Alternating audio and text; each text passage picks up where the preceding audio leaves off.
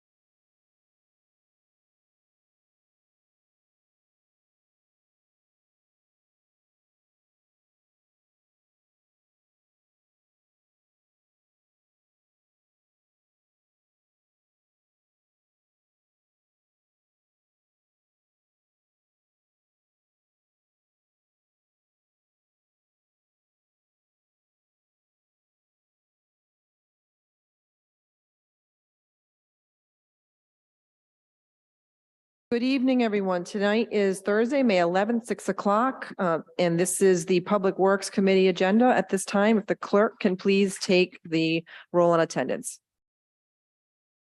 Councilman Ferry, present. Councilwoman Mazzulli. Here. Councilman Donegan, Councilman Riley, Councilwoman Jermaine, Council Vice President Vargas, Council President Marino. Present.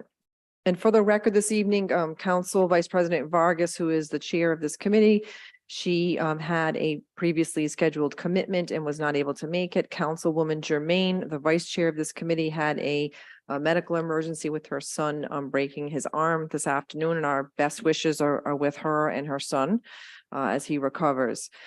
For that reason this evening, why don't we take a vote on chairing the meeting this evening? If I could have a motion along those lines. Motion to have Council President Marino chair the Second. meeting. Any discussion? And there being none, Rosalba, if you can please take the roll. Councilman Ferry, Yes. Councilwoman Mazzulli. Yes. Councilman Donegan, Yes. Council President Marino. Yes. Okay. All right. Up next is the approval of minutes, the approval of minutes of the April 13, 2023 meeting. Do I have a motion to approve? Second. Any discussion? There being none, Madam Clerk, please take the roll. Councilman Ferry, Yes. Councilwoman Mazzulli. Yes. Councilman Donegan, Yes. Council President Marino. Yes. Next up this evening is a committee business matter carried over. This is ordinance and amendment of chapter 15 of the code of the city of Cranston entitled Buildings and Construction Poles Relocation, sponsored by Councilman Donegan.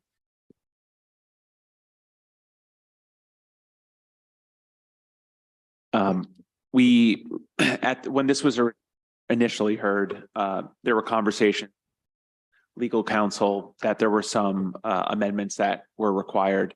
Haven't had the chance to get everyone together to work through some of those amendments. So I would ask that this please be continued. Motion to continue the ordinance. Second. Any discussion? There being none, Madam Clerk, please take the roll. Councilman Ferry, Yes. Councilwoman Renzulli. Yes. Councilman Donegan, Council President Marino. Yes. Next up, Councilwoman Germain has requested that her agenda item be continued, given her absence this evening, and we'd ask that that be continued. Because this is a discussion topic, I don't believe we need a vote on that. Is that right, Solicitor Videcchia?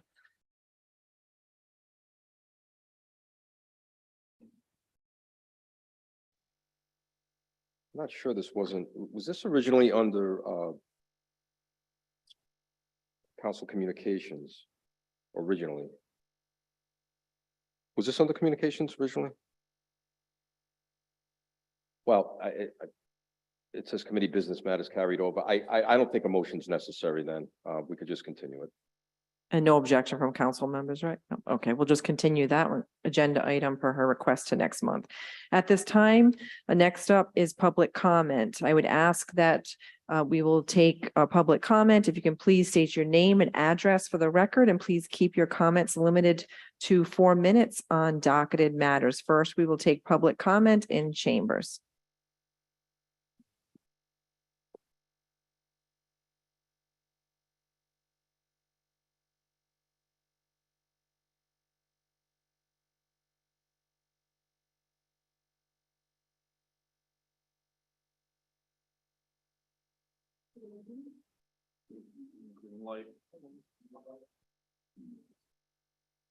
Oh, sorry.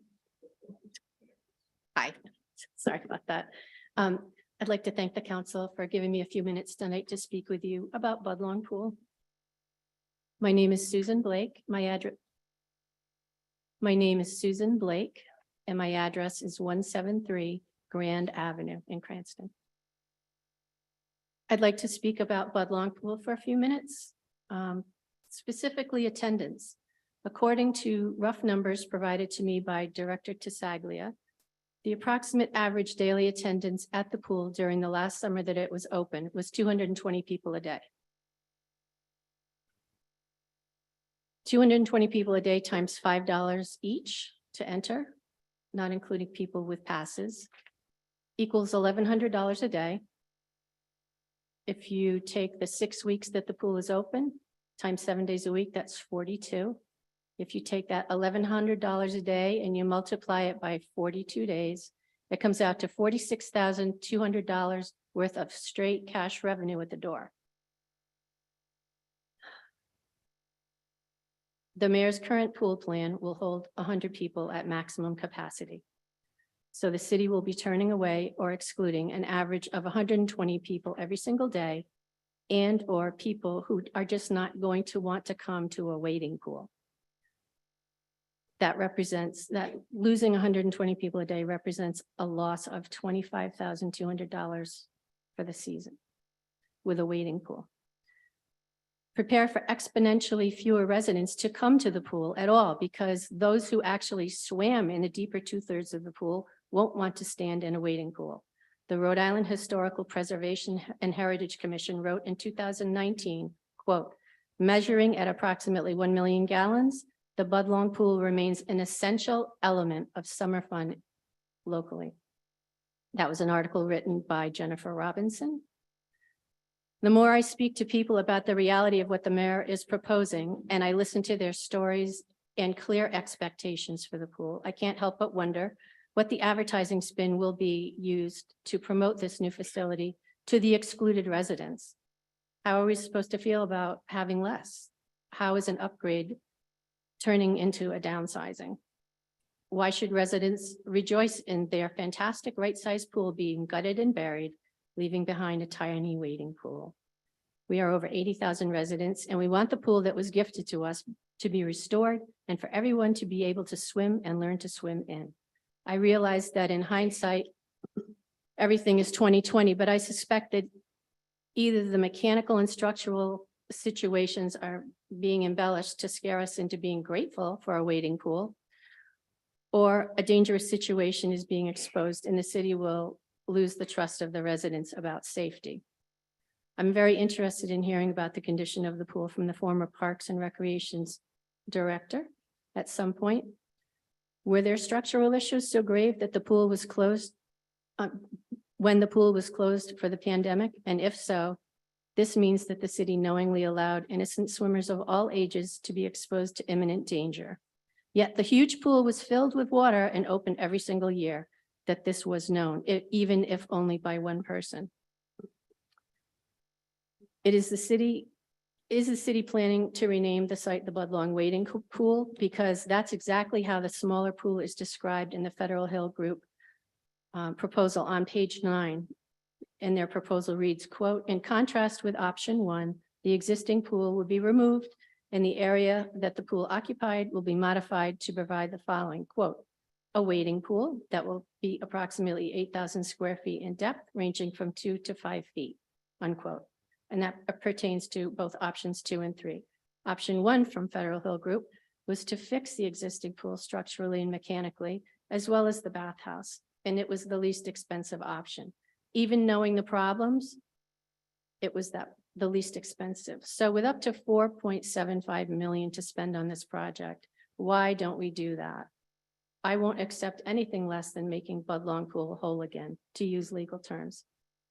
And hearing lifeguards yelling, "Don't run," or "Get off the lane floats," that's going to be a thing of the past. There will be nowhere to run, and no lane marker floats will be needed. It will be too small and too late. It's the right time to say, I don't like the small pool plan that the mayor is pushing. And it's not too late, but it will be before too long. Thank you. Can I read something that somebody emailed to me? She wanted it read pertaining to the pool, or is that not allowed? I assume it's brief. It's very brief. Yeah, sure. Thank you. This is from Christy Martell. She lives at 51 Cliffdale Avenue in Cranston. She writes that her daughter was 2 when she moved to the city. One of her piano students told her about Budlong Pool and how she would love it. She grew up swimming in her grandfather's pool every day all summer. He was a scuba diver. She learned how to snorkel when she was 2. She says, I was looking forward to bringing my daughter to Budlong. I wanted her to learn the life-saving skills of swimming. I wanted her to feel the enjoyment of the water and the deep relaxation that comes after swimming. I wanted her to get to do this outside in the fresh air and sunshine and get to know her community through such a healthy activity. She goes on to say, I'm sad that the plan is not to repair the great pool Budlong was, but to replace it with something so much less about building community and learning the skills and enjoyment of real swimming. We need a big pool to get the whole community to have access. I know I'm not the only single mom out there who cannot afford gym memberships and swim lessons, nor the time not working to get to the beach when it's unbearably hot, but I could get my daughter to that pool now. I hope with all my heart that you will please reconsider and decide to restore the amazing community resource, this huge and historically significant pool, to our community. And thank you for your time. Thank you.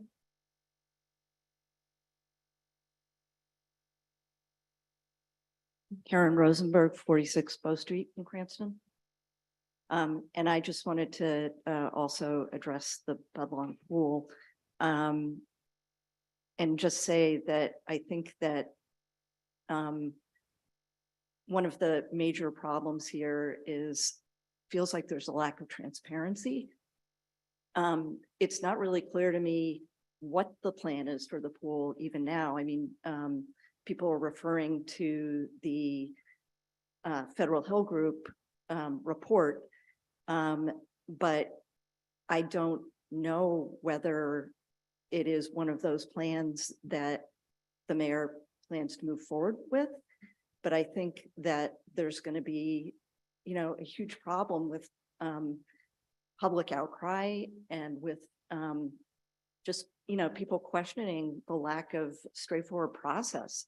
There's obviously a lot of people in the city who are really concerned about the pool remaining, having the character that it has had. There are also people concerned about spending, millions and millions of dollars on things that might be appealing, but aren't necessarily the top priorities for the city with its present financial problems. So I guess I don't understand, and maybe somebody can answer whether there is a detailed plan of what is proposed. And if not, will the public be given that information in enough time so that there can be sunlight on the situation and people will understand what's coming and will have an opportunity to make themselves heard? It seems like a huge change to make without having it done in a open, transparent way so that the citizens, the residents of this community have the opportunity to weigh in on it. So again, question, is there a plan? How can we see it? So that people can be made aware of it and can communicate to the council and to the mayor whether or not it's something they support or not. I think if that doesn't happen, those who did not come clean and be transparent about this whole thing are going to remember. So appreciate the time. Thank you.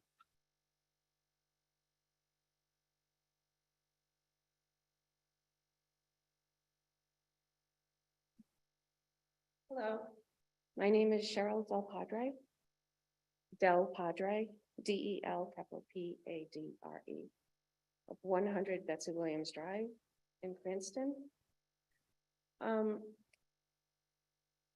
There's only a few of us here, but I think that each one of us represent many, many more of our community and our neighbors. Oh, sorry. Many, many more of our community and our neighbors who feel a similar way. I know I don't look almost 60, but I am, and I grew up going to the pool, and I know that it's not only a resource to the residents, but it's also a resource to our community, because during the summer, there's many, many camps who utilize the pool as part of their activities. And I believe sending my kids to the park camp, that one of their funnest days was when they went to the pool. I do have many concerns similar to my other neighbors who spoke. And it almost feels like it's somebody else's agenda and it's not our residents' agenda. Our residents want the pool, they want it repaired, they want it the size, they want it accessible to everybody. It would be really nice if the other areas were developed and there were additional recreational aspects of it, but that's extraneous, and the bottom line is that we just want our pool. So I don't know where the origin of the different plans came from, but they don't represent us. And thank you for your time.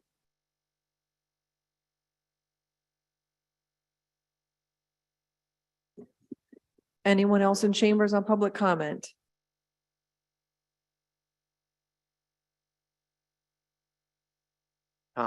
Wojcik, W-O-J-I-C-K, 11 Hall Place, Cranston. I just wanted to say that I was trying to fully comprehend the pool situation. So I went back and I spent time this morning reading every article in the Cranston Herald. And after I finished the last sentence in the last article, I was totally confused as to where the mayor is and where we are with the plans for a pool. It completely obfuscates and changes and goes from one place to another place. And I just feel that the whole system is abominable. We're not listening to the residents of what they want. This seems to be a typical political move that maybe I could even have this new pool named after me, and it would add it to my political curriculum vitae for the next election. But I think what you're hearing and what we're hearing from people that we're contacting is that if there isn't a process, if the mayor doesn't come forward and reveals what's going on and the money being spent, there are going to be a lot of very disgruntled and unhappy people. It's not going to be a winner for the mayor. Thank you. Anyone else in chambers wishes to be heard? Okay, there being no one else in chambers, Tom, is there anyone on Zoom who wishes to speak? Public comment. I see no public comment. Public comment is now closed. Next up are new matters before the committee. First, we have the request from Narragansett Electric and Verizon for pole location at Melton Street. Do I have a motion? Motion to approve. Second. Any discussion? There being none, clerk, please take the roll. Councilman Ferry, Yes. Councilwoman Mazzulli. Yes. Councilman Donegan, Councilman Riley, No. Council President Marino. Yes. Next up is a request from Narragansett Electric and Verizon for pole location at Budlong Drive. Do I have a motion? Motion to approve. Second. Any discussion? There being none, Madam Clerk, please take the roll. Councilman Ferry, Yes. Councilwoman Mazzulli, Yes. Councilman Donegan, Yes. Councilman Riley, No. Council President Marino. Yes. The next agenda, oh, I'm sorry, I, Councilwoman Just- Mazzulli. one question, should it be Budlong Drive or Budlong Road? Because I turned the page, in my head, it's Budlong Road. When I Scrivener's turn the error. page, it says Budlong Road, but on the front it says Budlong Drive. So I just want to make sure that that's not something, if it's a Scrivener's error and it's fine, then Through the chair. I believe it is a Scrivener's, the petition does say Budlong Road, but if you look at the second page of the petition, it says Budlong Drive on the petition, the first page. yeah, and the road The itself second is page Budlong says road, Road, yeah. so I don't. It should be Just making road, sure. I believe. But to the engineer, chief engineer.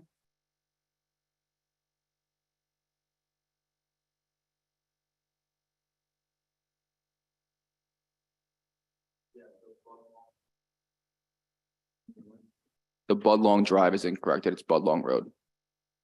So do we need to make any through a solicitor? Are we fine? Scrivener's error, so.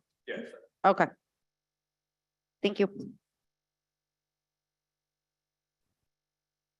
Next up is Councilwoman Germain's agenda item for discussion. She has asked that this matter also be continued to next month. So if we can continue this to the June Public Works meeting. Again, no vote is necessary. This is just discussion. Okay. Next up is the status update on Cranston's participation in the Rhode Island Infrastructure Bank's Community Septic System Loan Program. This was my discussion point. I understand in speaking with the administration that this is further along in the process, and if the administration wants to give an update, that would be great.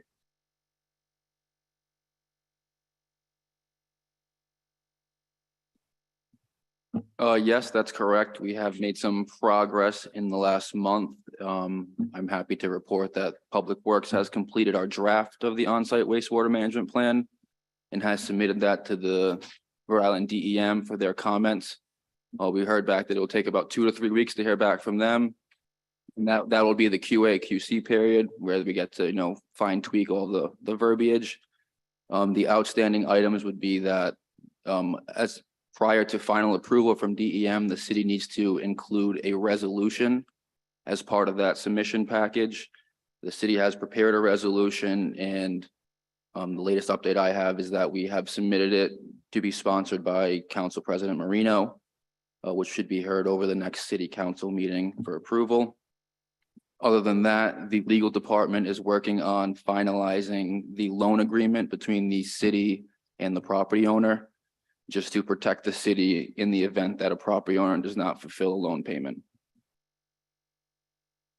Thank you very much. I know that I received a recent inquiry again from a constituent. I believe Councilman Campiano may have received an inquiry too. So we're glad to hear that it's moving along, and I appreciate that update. Thank you. Thank you. And that will end the Public Works Committee adjourn. meeting agenda. Okay, and, Second. okay, all those in favor? Aye.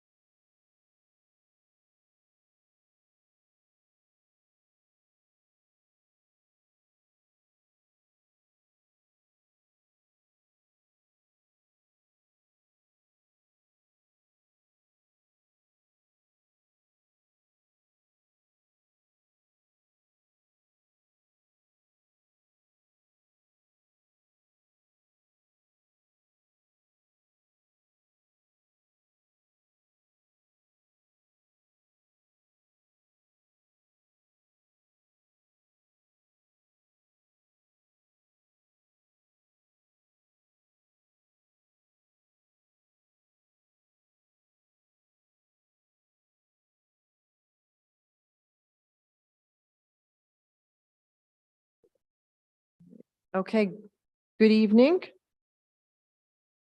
And tonight is Thursday, May 11th. This is the May Ordinance Committee meeting. At this time, I'd ask for the clerk to please take the roll in attendance. Councilwoman Mazzulli, Present. Councilman Ferry, President. Councilman Donegan, Councilman Riley, Here. Councilwoman Jermaine, Council Vice President Vargas, Council President Marino. Present.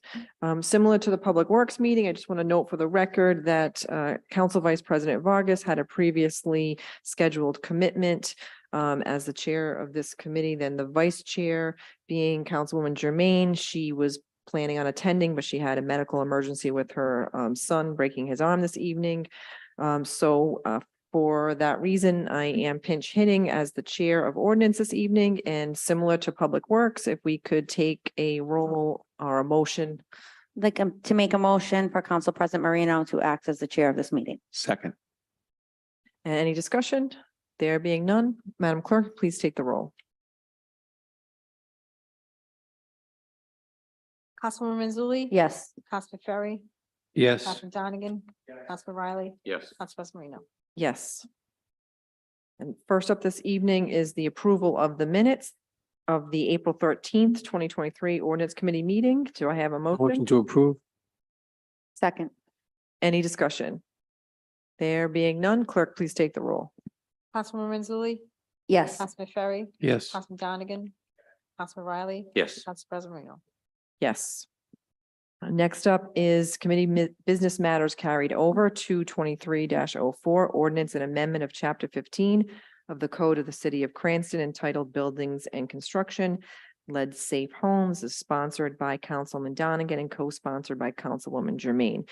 Councilman Donegan, do you wish to be heard? Yes, Council President. If we could, I'd like to make a motion to continue to the May meeting. I'm sorry, to the June meeting. Second. Any discussion? There being none, clerk, please take the roll. Through the chair, was there a second? Yes, yep, Councilman Riley. Councilwoman Mazzulli, Yes. Councilman Ferry, Yes. Councilman Donegan, Councilman Riley, Yes. Council President Marino. Yes. And before we have public comment this evening, I'm going to ask for a motion to take matters out of order. I understand we have senior planner Doug McLean present, and he has another commitment this evening. So I'd like to have a motion to take the agenda out of order. Motion to take the agenda out of order. Second. Any discussion? There being none, clerk, please take the roll. Councilwoman Mazzulli. Yes. Councilman Ferry, Yes. Councilman Donegan, Councilman Riley, Yes. Council President Marino. Yes.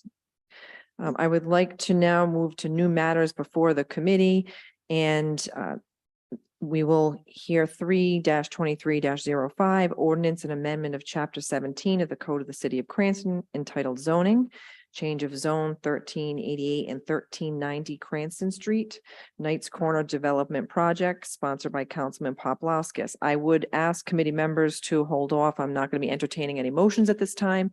I would just ask for our senior planner, Doug McLean, to address the committee. Thanks.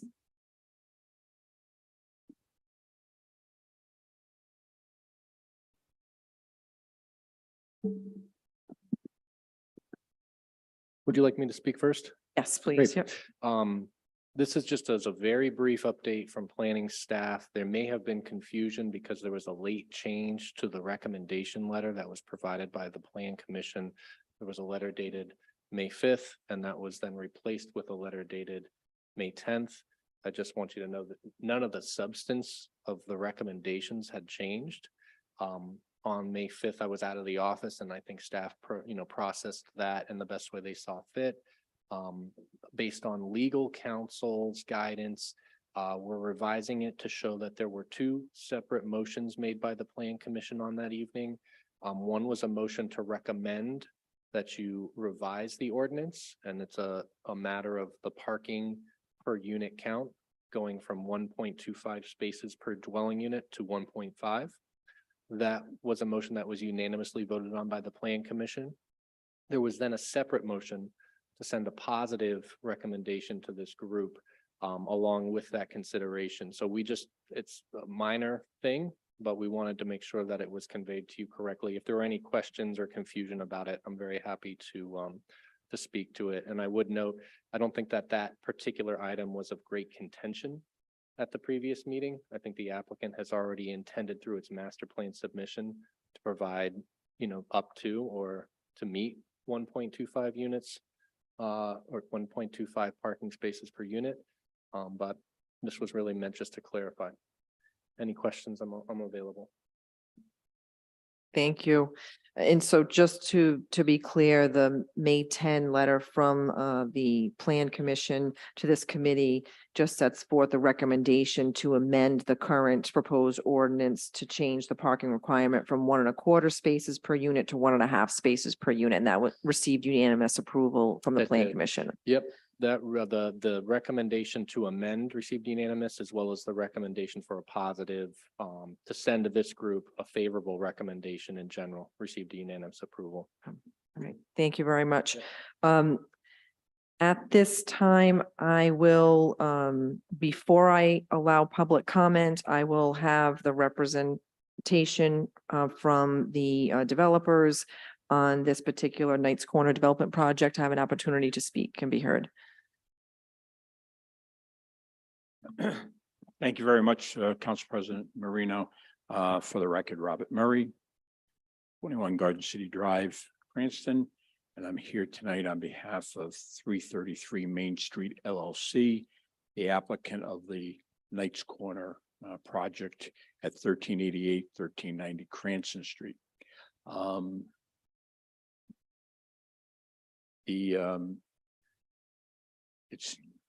I know all of you are very familiar with this project. You were nice enough to come to the pre-application site visit in February. The presentation that you heard that morning is very similar to what we will offer tonight, to the extent that you want us to impart that information to you. Since we were with you in February, the plans were refined. We listened to some of the comments from that cold February morning. And we appeared before the Planning Commission on May 2nd for two purposes. One, the approval of the major land development master plan application, which they did approve with a few conditions. And also, as Mr. McLean just said, they voted a positive recommendation to you on the ordinance itself, the change of zone ordinance. And that was with one condition relating to the off-street parking requirements for the apartments, and that was just discussed. I did not see the May, I have the May 5th letter. I did not see the May 10th letter. I have no problem with it, and I'll get a copy tomorrow. The clerk passed out to you this evening. Let me just find out, do we have, is the PowerPoint going to work? Okay, all right, well, we'll get to that in a second. We're having a little technical difficulty. What I gave the clerk that she passed out to each of you was the site plan, an existing condition plan for the property prepared by Dupree Engineering. And we have Jenna Shea from Dupree Engineering tonight to speak to that. We also gave you a copy of the architectural plans that were pretty much what you saw in February, and Ron Stevens, our project architect, will speak to that. I also gave you a short, one-page matrix of the breakdown of the buildings and the number of units in each building. I gave you a copy of the financial fiscal study prepared by Joseph Lombardo, who I know you're all familiar with, and I believe that was there was one more thing in my packet. I apologize.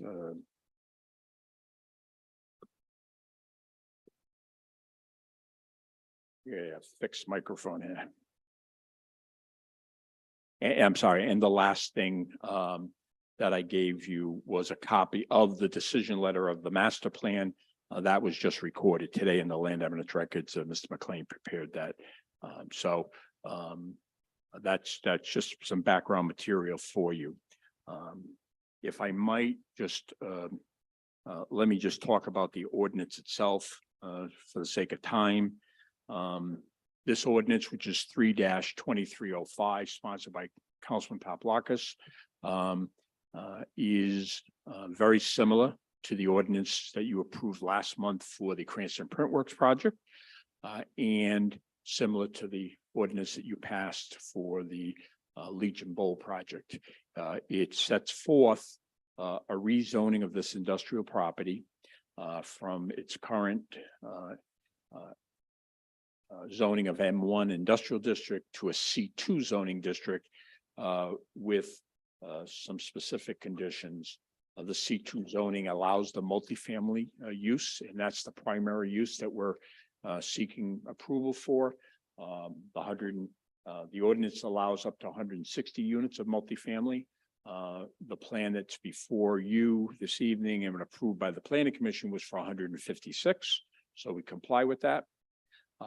There is also the flexibility within the C2 zone to allow the existing church building that has some historic character to be utilized as a restaurant, as the applicant has envisioned that reuse of that building. The rest of the ordinance talks about just the dimensional regulations that we'll be able to comply with in terms of height, and specifically on the off-street parking.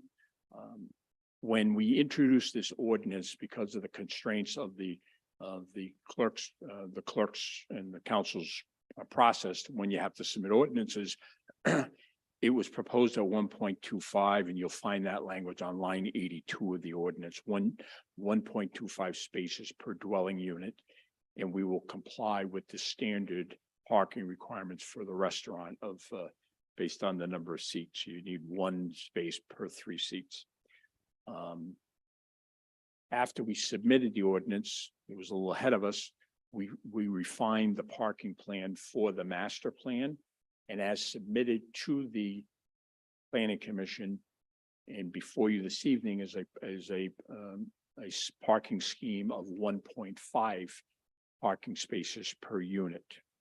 The Planning Commission did embrace that concept by vote, and one of their conditions, and it's only a recommendation to you, is that the ordinance track the approval of the plan. If the council chooses not to include that recommendation in the change of zone ordinance, we intend to comply with the 1.5. That's how the master plan was approved. We have a plan that works for that, and that will be the plan going forward in the future iterations of this project. So it's within the council's purview whether or not you amend the ordinance to allow to require a minimum of 1.5 parking spaces for each apartment. The balance of the ordinance just gives us some flexibility in terms of signage, which we really haven't designed yet, but it's comparable to what was done for the Printworks. The most important thing of interest, I'm sure, to the council is that in this project, we are providing, the applicant is providing a provision that a minimum of 15% of the overall residential units be designated for under the affordable housing guidelines of Rhode Island Housing for a period of not less than 30 years. So if we take 15% of 156, I think that's 24. I forgot. That's the one number I didn't write down, but 15% of 156 would be designated for affordable housing, and we would proceed forward on that basis. That is the sum and substance of the ordinance itself, and I'd be happy to speak to the ordinance if there's any questions. I'll be guided by you, Council President. It's a beautiful evening and you have a light agenda. I don't know how much you want to hear. Perhaps we can just give an abbreviated presentation of the project itself. if that's what you prefer. And I know last month at the Print Works, we were on the accelerated program, which was fine. The result was desirable, so that was fine. So do you want to hear some of the presentation? Sure, that's fine. Okay. Thanks, yeah. That's fine. All right, with that, I'm going to invite Jenna Shea to come up. She's with Dupree Engineering, who's our project engineering firm. And she made her debut in public at the master plan hearing last week, and this is her second public introduction. So she's going to highlight their work to date on this project.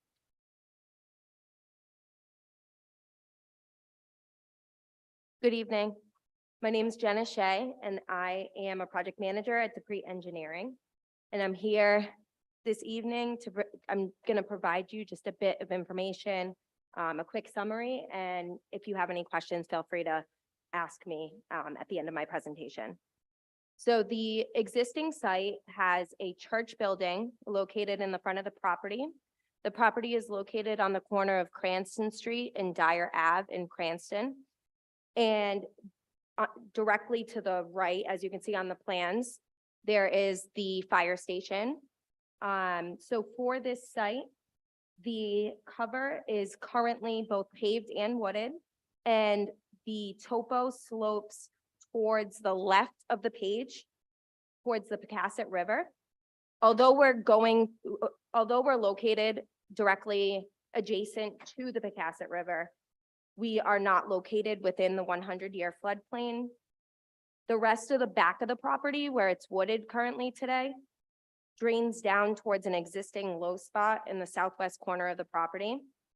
There's one isolated wetland located on the southeast corner of the site, and that wetland has been flagged by Natural Resource Services, and we are currently pending a wetland verification review through DEM, RIDEM. There's an existing 8-foot wide gas easement along the right edge of the property, and there is Fuss and O'Neill previously completed environmental testing on the site, and contamination was found in the presence of ash. As a part of this project development, we will be fully remediating the property and submitting through the formal RIDEM process for the environmental remediation of the site. So for the proposed development, as you can see on the site plan, we will be providing a mixed-use multifamily residential apartment complex, which is located towards the back of the parcel, with a full-service restaurant, which will utilize the existing church building, which is located at the front of the site. So all proposed buildings will conform with the standard setbacks of the C2 zone. The proposed restaurant will be outside of that setback and will have parking that is specifically designated for the restaurant use. So there'll be one parking spot for every 3 people, and we have estimated 96 seats. So that will be 32 parking spaces. And then there will also be a valet drop-off area. And as you can see, there are 2 existing curb cuts to the top of the page on Cranston Street. And those curb cuts will be utilized for this development. And then there's another curb cut down on Dyer Ave, and that would be another entrance to the site. So in addition to the restaurant facility, there will be 4 multifamily buildings, and there'll be 156 units, which will be a mix of studios, 1 bedrooms, 2 bedrooms, and 3 bedrooms. And there'll be various amenities located within the development for the residents, and Ron will speak to that shortly. 3 of the buildings will have on the ground floor will contain residential parking, and the 4th building will have a recreational area on the main floor. There's 20-foot drive aisles that will provide access throughout the site. And for parking, as Bob just mentioned, we will be providing 1.5 spaces per unit, regardless of the size. And that will equate to 234 parking spaces that are designated specifically for the residential use. So in total, there'll be 266 parking spaces for the entire development. And for the drainage on site, the engineering design for this property is still at a conceptual level, so we haven't done the drainage at this time. But all stormwater on the site will be treated for water quality, and the design will replicate existing drainage patterns to the greatest extent possible. And we will be submitting the project to RIDEM through the PD submission. The utilities, it will be serviced by public water and public sewer, and we will coordinate with the appropriate utility companies prior to preliminary submission. We have already provided letters of sewer and water serviceability to the planning board as a part of the master plan submission. And through this project, we do not propose any disturbance to the on-site isolated wetland or its buffer. So on that note, that will conclude my presentation, and I'd be more than happy to answer any questions that you may have. Thank you.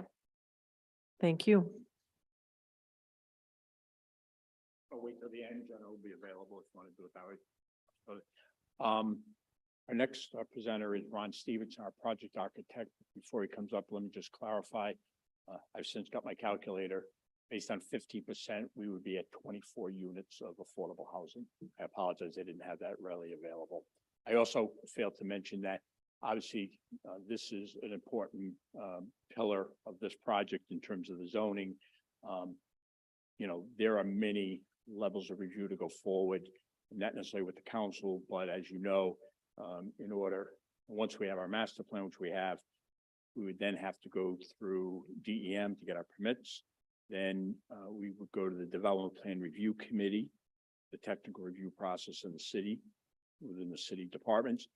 Then we will go back to the Plan Commission for another public hearing on the preliminary plan.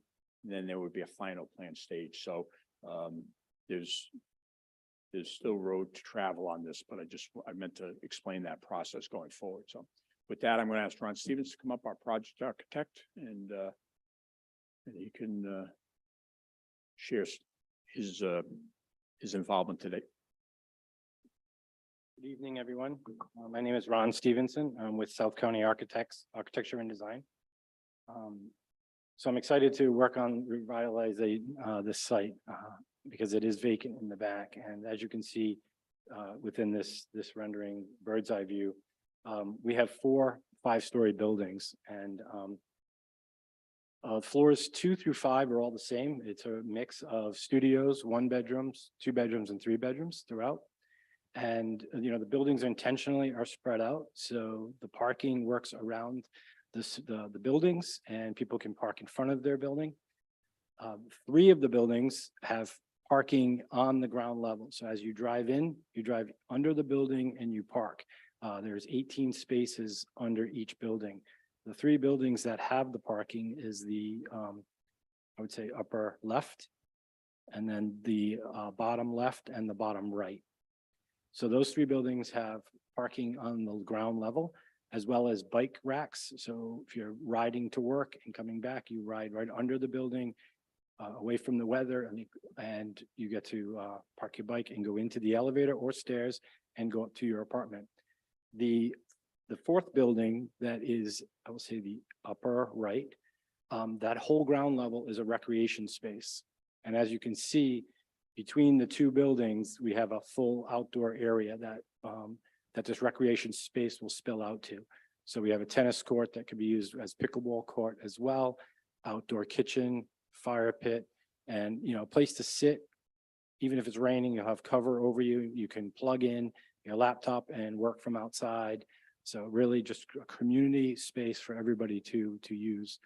And I think Jenna talked about the access to the site. Luckily, we have 3 access points to the site, so it allows full circulation around. And there is a wetland area that we're going to keep free, and that'll be a nice green area for everyone to look out at. You can see the church in the upper left. That will become a high-end restaurant, and to help, you know, add to the beautiful, wonderful restaurants in the area. And the next image just kind of shows down more of the human level entry point as you drive in. You can see the space between the two buildings, that the outdoor communal space. And the design of the buildings is intentional to create a base and create a top, and then have the middle to kind of break down the scale of it. We also have this a very vertical white clapboard or shingle element, which is going to relate to the church. All the details still need to be worked out. This is very, very conceptual. But the goal is to tie in the entire site, make it very walkable, have walking paths around the perimeter, making it easy to drive to and get to your apartment, and have it very open communal area where people can go out and share experiences with. So I'm happy to answer any questions as well. Thank you. Thank you.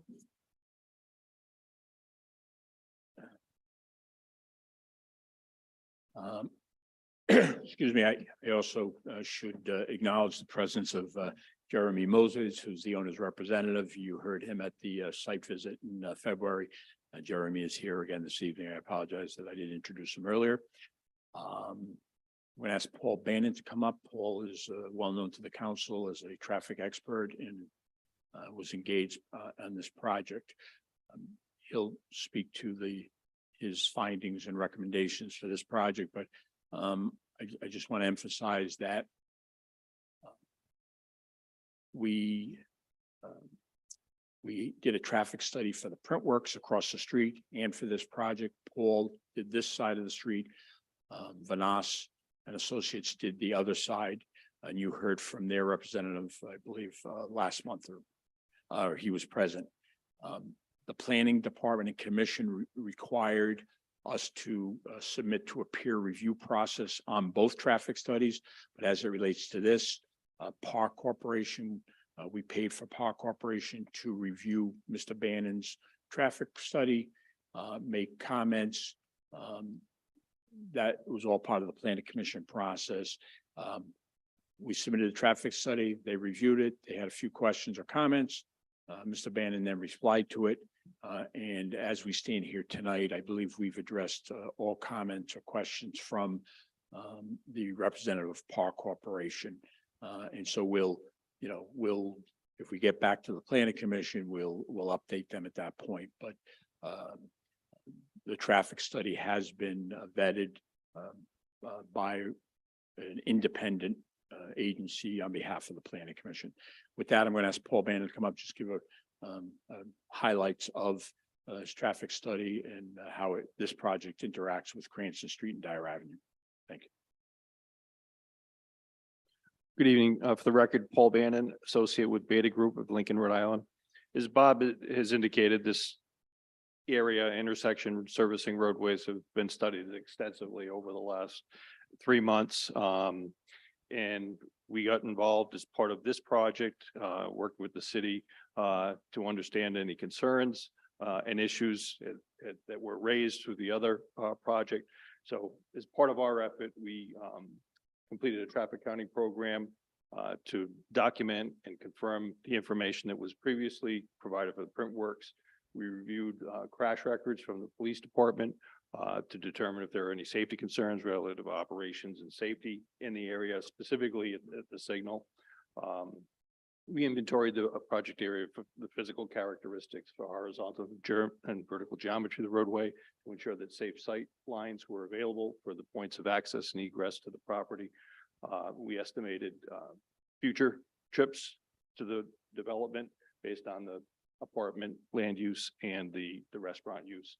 And then we evaluated the safety and operations of the driveway intersections in the existing intersection signalized. Part of that, our final recommendations, we saw some deficiencies at the signalized intersection and made recommendations to restripe the intersection for separate left turn lanes on Cranston Street. That would help improve the safety of the intersection because of the way people drive through it and the type of crashes that occur at it. That will also help improve the efficiency of the intersection as the through traffic won't be stuck behind turning traffic. Today, Also, we determined that one of the loop detectors is broken on Dyer Ave, which makes the intersection operate less efficiently because it has to recall back to that, and there's a lot of lost time. So that's kind of the backups that you're seeing on Cranston Street are maintenance related that can be fixed easily as part of this project or maintenance effort with the city. Be able to answer any questions. Thank you very much. Right, at this time, before the committee hears this matter and makes motions, is that your presentation complete, Mr. Murray, for now? Can be. I submitted in that package that Rosalba packs out the study of Joseph Lombardo, a fiscal study, which I'd be happy to have them summarize, but basically with the revenue coming in and the expected limited number of students that are going to be living here. He looked at the school population issues. He looked at the fees that will be paid from sewer to impact fees, that it is a positive for the city generally on the revenue side. So we're not making a gazillion dollars, but we're not losing money. But I'd be happy to have Joe further highlight that if you feel it's necessary. If not, we'll rest at this point, and you can we'll stay available for committee questions. Yes, that's what I was going to ask, is if you can be available and committee members can ask questions, but at this time, I'd like to jump back to public comment to give the public an opportunity to be heard, and then we will go back to the matter itself. So at this time, I'd go to public hearings. If there's anyone in chambers that wishes to be heard on any docketed matters, please state your name and address for the record, and please keep your comments limited to 4 minutes. Thank you. Stephen Frias, 107 Garden Hills Drive, Cranston, member of the planning board. Couple of quick things. First of all, the commission did recommend, I do support this project, and we did recommend approval of the ordinance as amended. As amended is important. Instead of 1.25 parking spaces, 1.50. The reason for that is pretty simple. Generally, these are going to be 2 and 3 bedroom apartments. When there are 2 or 3 bedrooms, that probably means a married couple with a couple of cars.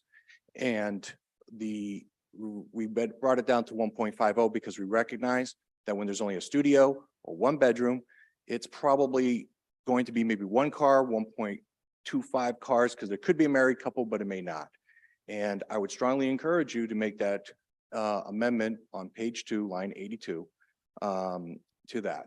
Because to approve the charter requires you, the charter requirement is that it's a 2/3 vote if you do not agree with the commission's recommendation.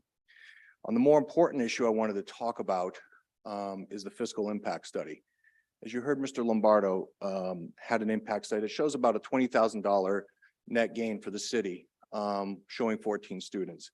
I brought this up at the planning board through cross-examination, and I just want to inform you, and so that you guys do this wide open. Like I said, it's a good project, but I believe that the number of students here is underestimated.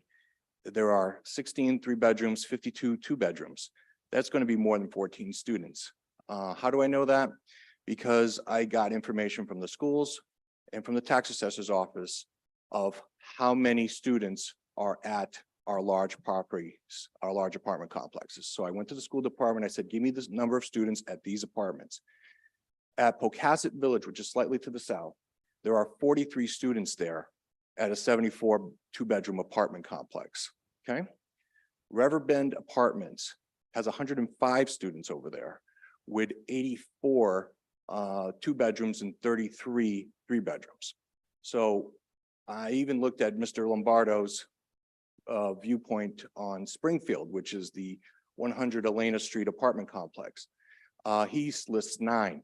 I asked the school department, it was 27. Okay, so to me, you take that 14 number and you're going to have to increase it, probably in the range somewhere between 25 and 57. But in any case, because you only have a net gain of about $20,000 on the fiscal side for the city, you're probably going to be looking at a net negative impact. Okay, could be 90,000, could be 400,000. Now, usually I don't like approving projects like that. Okay, but I wanted to be clear to you that I believe the most likely outcome is going to be a net negative impact fiscally. The reason I supported it still is because we do need more housing. We do need more affordable housing.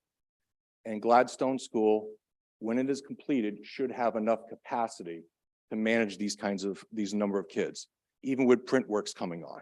And I did the math. If there was not enough capacity at that local school, or we were going to have to change school boundaries, I was probably not going to support this, to be honest with you. I wanted to be clear why I did what I did for the record, and you guys go into this with your eyes wide open. Last thing I'll just mention is that in 1 year here, we have approved over 400 apartment units, of which 78 are affordable. You have to go back to the 1970s to get that many apartment units approved in this shorter period of time, probably about 1970, 71. We are doing our part here. So the state wants to, of course, override our local control in some ways. But what the state should do is help us, if they want more housing, help us pay for it.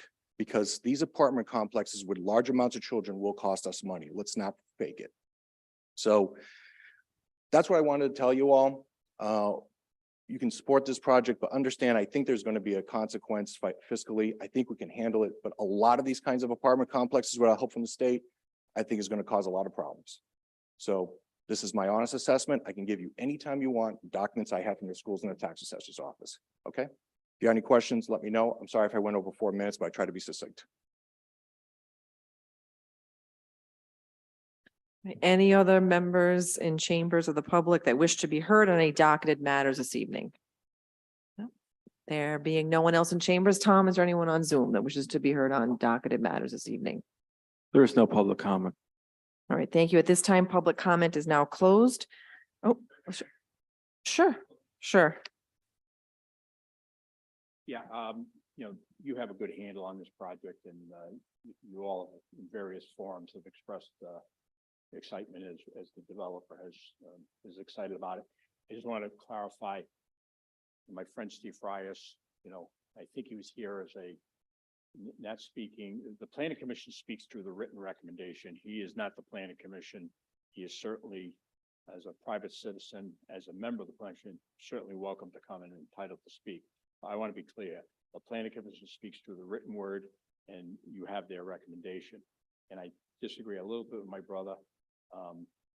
The charter says that if the commission adopts a resolution disapproving the ordinance, the council is required to have a 2/3 vote. I'm hoping it'll be unanimous vote, but if the planning commission had recommended denial of this ordinance, you would have to overcome it with a 2/3 vote, not a simple majority. They did not do that, so in my opinion, it's only a simple majority. I just want to clarify that. The commission may have questions, but I thank you for your time. Thank you, Mr. Murray. Okay, public comments now closed. And at this time, we'll move back to the matter of 3-23-05 as previously stated. And before I take a motion from committee members, I just wanted to reiterate what we've heard this evening as presented from the senior planner and Mr. Murray as well in his presentation, that the Plan Commission has set forth its recommendation that we amend this ordinance, which would be on line 82.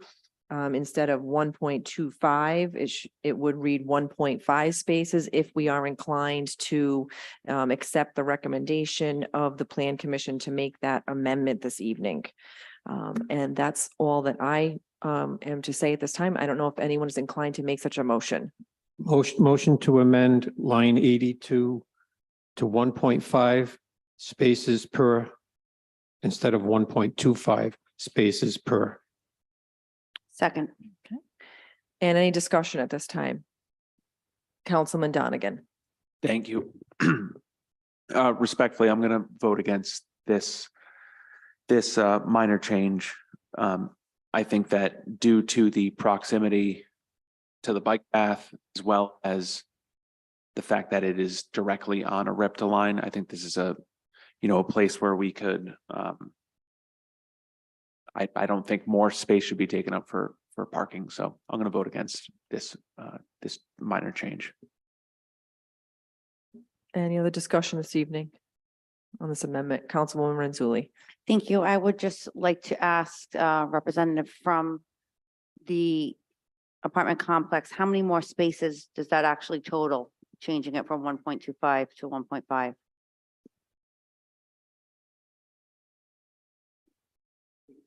believe it's approximately 12 additional apartments. Okay, thank you.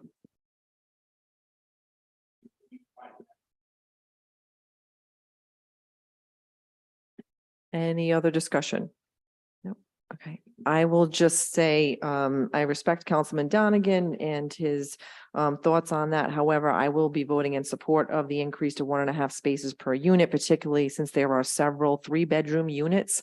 And I think that even at 1.5 parking spaces, it's going to be tough to fulfill despite the close proximity to the bike path, RIPTA lines, et cetera. So at this time, if the Madam Clerk can please take the roll. Thanks. Excuse me, Madam President, I apologize for interrupting, but I believe because it is an amendment to a proposed zoning ordinance that you need to give the public again an opportunity to comment on the amendment. At this time, we'll reopen public comment on the motion to amend to change the spaces from 1.25 to 1.5 spaces. Is there anyone in chambers that wishes to be heard on this change this evening? Okay, no one wishes to be heard in chambers. Tom, is there anyone on Zoom? There's no public comment. At this time, public comment is closed and we did have a motion and a second. And at this time, any further discussion? One last call from committee members. There being none, Madam Clerk, if you can please take the roll. Councilwoman Renzulli, Yes. Councilman Ferry, Yes. Councilman Donegan, No. Councilman Riley, Yes. Council President Marino. Yes. And next up is the ordinance itself as amended. Is there any discussion and any motion? Motion to approve. Second. Any discussion? Councilwoman Renzulli. Thank you. This would be another question for representation from the applicant. I know that at the site walk discussion, there was some mention of green building standards and use of solar panels. And I know that one of the investors was very into it. I just wonder if that has come up again at all. Just quickly, those comments that were offered in February remain true today. We just haven't gone to the next level of detailed architectural plans or engineering. So, but those good thoughts, lead and everything else will be incorporated by the project architect and the developer. But it was true that day and it's still true this evening. And one correction, Councilman Donegan was faster than me. The 1.25 to 1.5 is an additional 39 spaces. So I said 12, I apologize. Okay, thank you.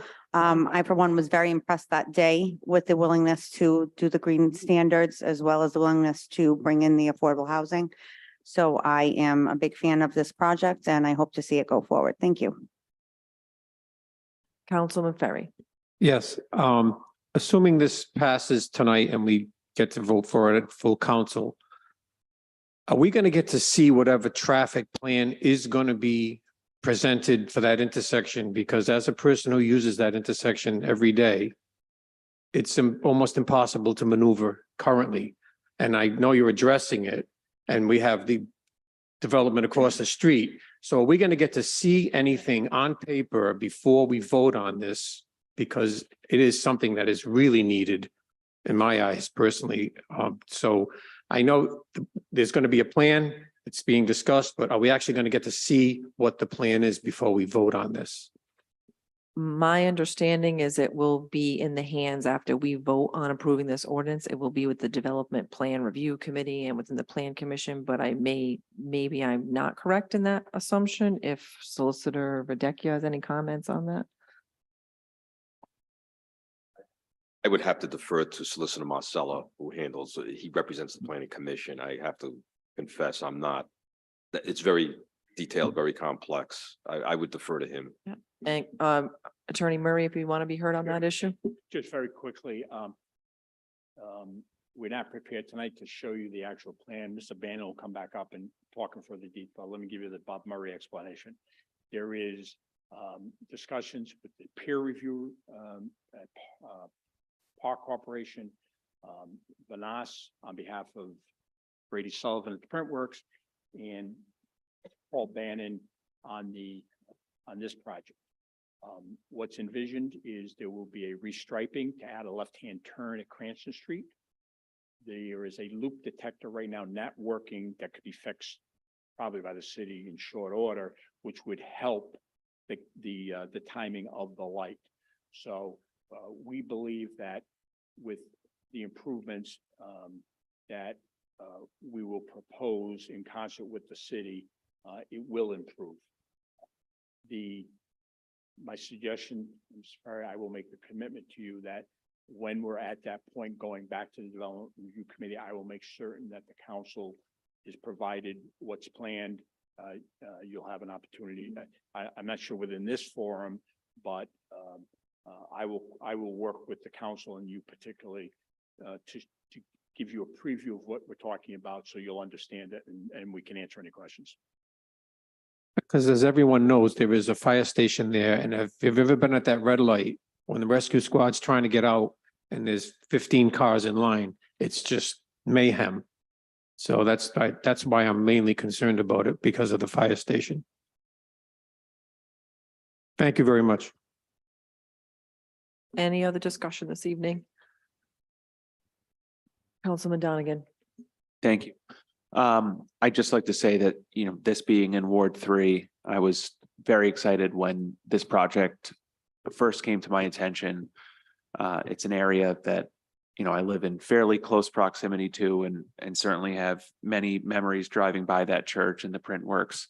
I think it's a great addition to the area, to the revitalization of the area, and I would encourage everyone to vote in favor of this. Thank you, Councilman Donegan. Thank you to the developers. Thank you to Attorney Murray. Thank you to Doug earlier with respect to his representation as to the vote at the Plan Commission stage. I know that I was very pleased, as I relayed at the time of the site visit with the Plan Commission back in February, and I remain pleased with this project as well. And at this time, I'd ask for Rosalba to please take the roll. Councilwoman Mazzulli? Yes. Councilman Ferry? Yes. Councilman Donegan? Yes. Councilman Riley? Yes. Council President Reno? Yes.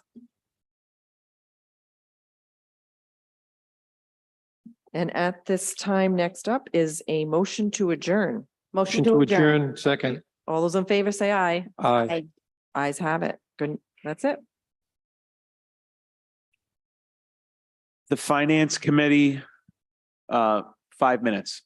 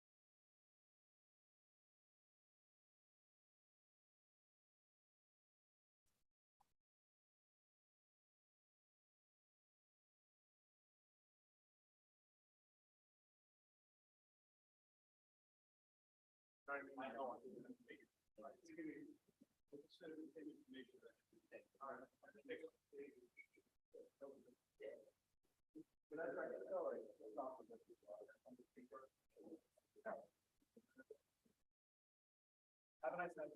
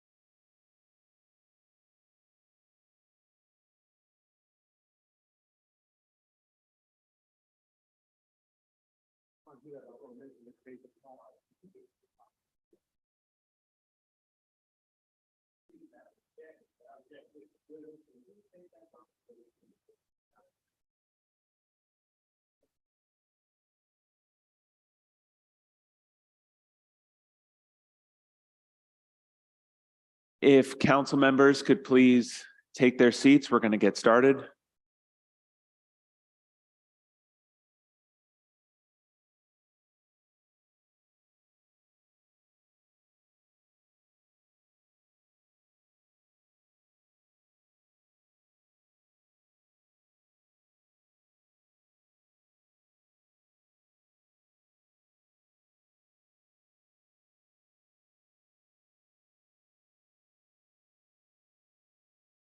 At this time, I'd like to call the May Finance Committee into session. Clerk, please take a roll. Ferry, Present. Councilwoman Jermaine, Councilman Campiano, Present. Councilman Paplaskas, Councilman Donegan, Present. Council Vice President Vargas, Council President Marino. Present. As Council President had mentioned in the two prior meetings, Councilwoman Jermaine had an unfortunate family circumstance. One of her sons broke his arm this evening. She's dealing with that. We send him our best wishes. Council Vice President Vargas had a prior commitment, and Councilman Paplaskas did also reach out to me that he had a family matter to attend to as well in advance.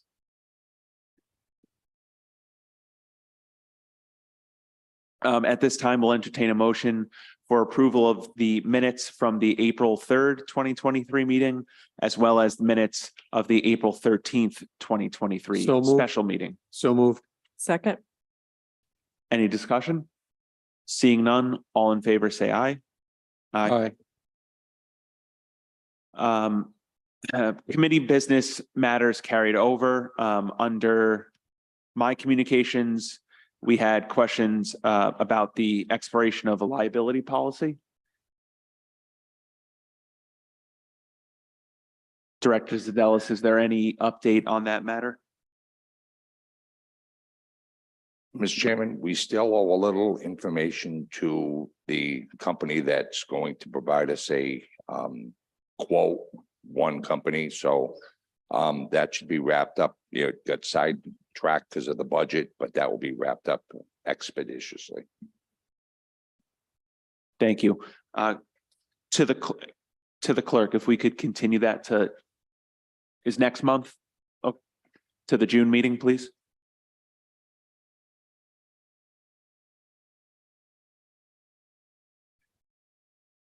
Next, we have the legal vendor report. If we could also continue this matter.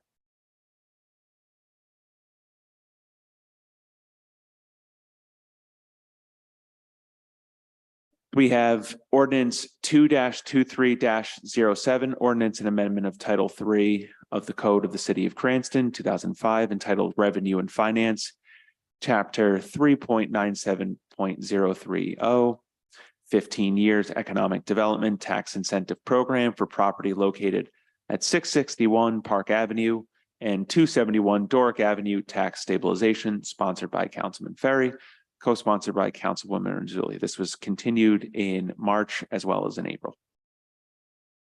I would like to continue this until the June 5th meeting. Is that a formal motion? Motion to continue. Good. Is there any discussion? Seeing none, clerk, please take a roll. Councilman Ferry, Yes. Councilman Campiano, No. Councilman Donegan, Yes. Council President Marino. Yes.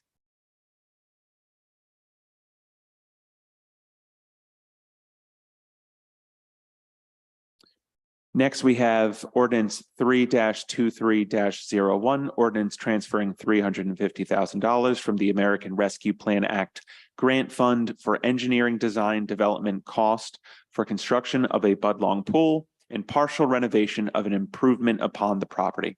This is sponsored by Mayor Hopkins, and this was continued at the April 3rd meeting.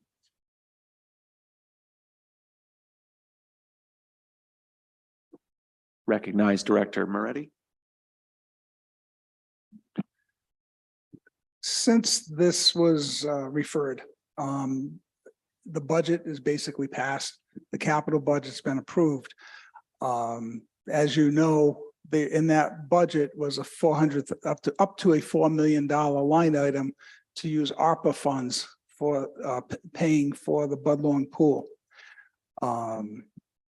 The net result would be, after a little discussion, is thinking maybe the most expeditious way to proceed with the pool would be dropping this resolution for process, because it's going to delay it another 2 weeks when we believe there's already been approval to proceed with the pool. Now, the pool won't be costing $4 million. It's going to cost less than that, which that's this up to $350,000 could be within that $400,000 limit. So because we have a resolution asking to use up to $350,000 for the engineering, and we have $4 million approved already, in order to get going with the project, our recommendation would be, I know we can't take a vote, but what the mayor would like to do, and I'd love to hear your individual opinions, but proceed, and I can explain the process for securing the engineer that we would propose to move forward. And if so, if there's kind of consensus to move on, so we can contact the engineering firm to move forward. We've been told we're under an extremely tight deadline as it is, though it might not be a ton of time to wait another 2 weeks. We think the process has already been approved, if you will. There's going back, I don't have the specific dates, but there's, I'll call it an on-call professional list that went out for RFQ. Whereas the firm of Sakosha, the local Cranston firm of Sakosha and Associates, as one of those qualifying people that met the criteria for the RFP going back, I believe, a couple of years ago. And that was the rationale for using this firm, that felt it was competitively bid or fairly procured, if you will. There are a couple of reasons for it. This is the firm that Director Bernardo had contracted to the architectural drawings, that this firm is familiar with it. They fall within the reasonable rates, if you will, that qualify them. And I believe actually they did work on the pool many years ago, the last time there's been a renovation to the pool. This firm has worked with the city of Cranston on several occasions with a good regard, good success.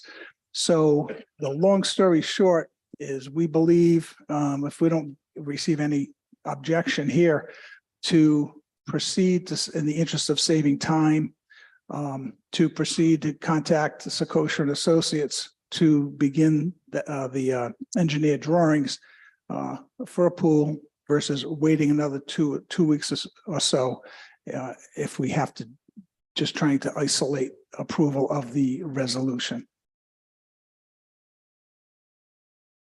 Thank you, Director. One question I would have, and it certainly is not because I wish any delay in the process whatsoever. And as you know, I made the motion to amend the capital budget to include the Rescue Plan Act funds. That budget, technically, we have not taken final action on, right? We have a veto before us that we have to, which is not related whatsoever with the with this matter, but that budget has not taken final action. And additionally, that budget doesn't go into effect until July 1. So how can I, as a layperson, I would think that that would be contrary to the budget being passed. I don't know if legal wants to weigh in. I mean, can we, I guess essentially my question is, can we spend funds for fiscal year 24 in fiscal year 23?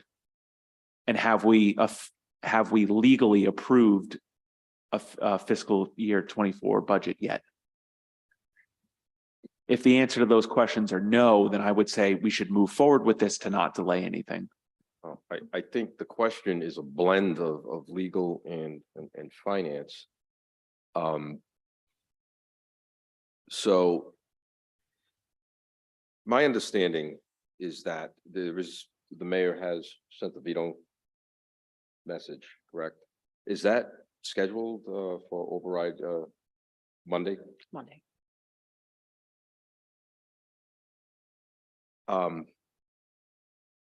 So the resolution essentially, I just want to make sure I'm characterizing it correctly. So the resolution was for authorizing, I believe, correct, the transfer, whereas the ordinance now is calling for the actual transfer of funds.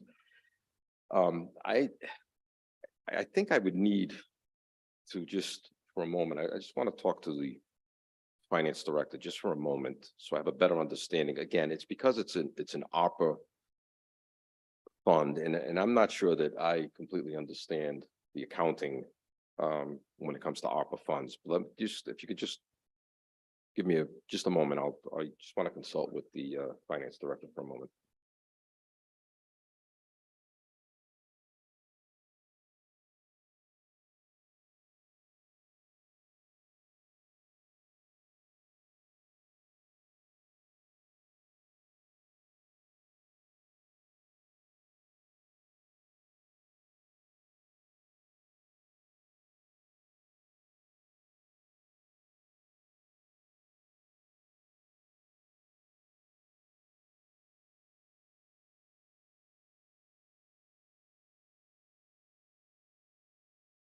Solicitor? Thank you. So through the chair, so I would say under normal circumstances, and what I mean by normal is the characterization of these funds because they are ARPA funds. My understanding is that they are available. We do have them. So for that reason, in my opinion, I believe that they are from a legal standpoint, independent of the capital budget. I'm not the accountant, I'm not the finance director, but according to the director, those funds are available. They are sitting there. They are ARPA funds are by their very nature in the form of a grant. So based on that, my legal opinion would be that those funds are available for use now. And I don't think it's necessary to wait for the formal adoption of the budget.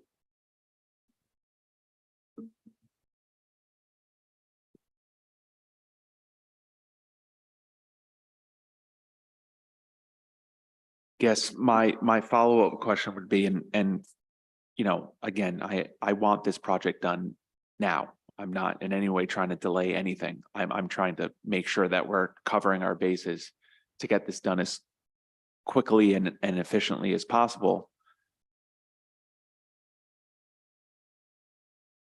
If we approve the capital budget for fiscal year 24, we've approved the capital budget or that expenditure to begin July 1st.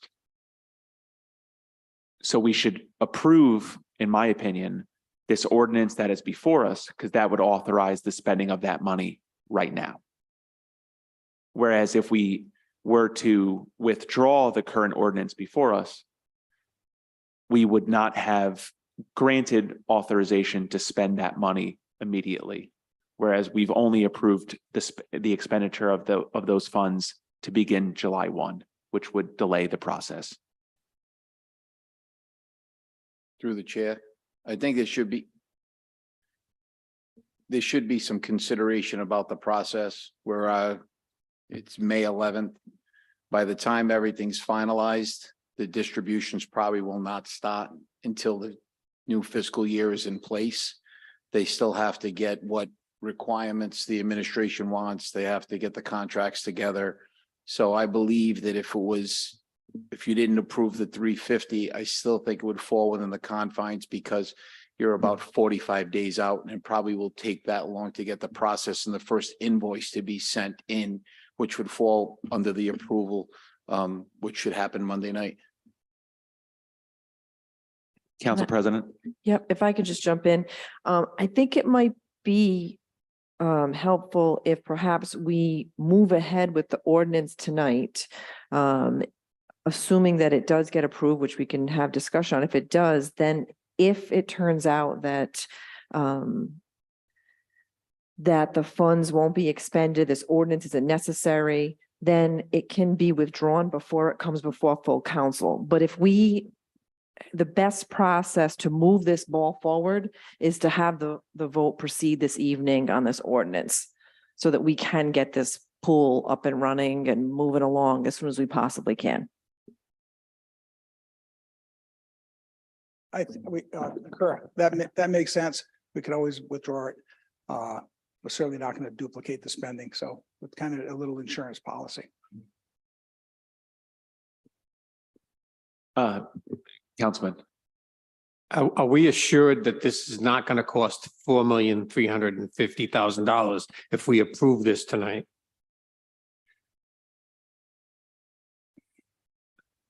You can't give an absolute guarantee until you get the RFP for the construction. At that point, you're going to have a fantastic idea. And the numbers that the engineers to this point estimate are probably gross without the grant. And maybe in the $3 million range is the last we heard. But no matter what project you had, any capital project, it's no different than anything we do. You don't know until the bids are out. I think we're being advised that we don't need to approve this $350,000 tonight. So I would not be in favor of voting to approve this 350 in lieu of the fact that we've already approved 4 million. So I cannot support passing this resolution tonight because I think they can still pull this off with the 4 million and get the architect to do the job and build it after July 1st. That's just my opinion. I respect Councilman Ferry, your concern and wanting it to be done for the least possible cost and not have it be the $4,350,000. However, if we at least approve it tonight, we can then have time between now and the full council meeting to determine if in fact that is going to be the case. And when exactly the funds would need to be expended. At least we're keeping the ball moving forward, and it would give council members a full opportunity at the full council meeting to vote no on this rather than killing it this evening and tying our hands with this project once again. Councilman Campiano. Thank you, Chairman. I agree with Council President. I want to see this project moving forward. I look forward to seeing this this complex and being for the city as soon as possible.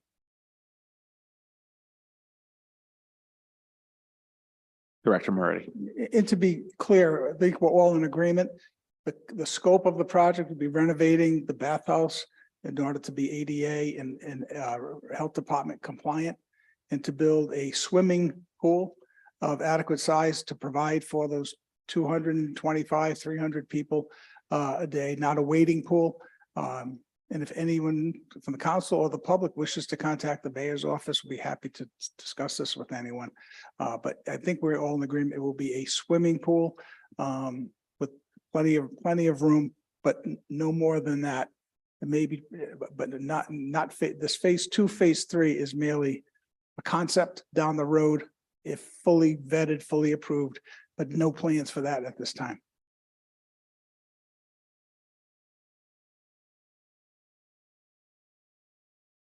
Thank you. Thank you, Director. I hear the concern of my colleague, Councilman Ferry. And I guess this would almost be counter to everything that I just said previously. Is there a way to include in this ordinance, if passed, language that would suggest that this is not in addition to, but a part of? That would satisfy me.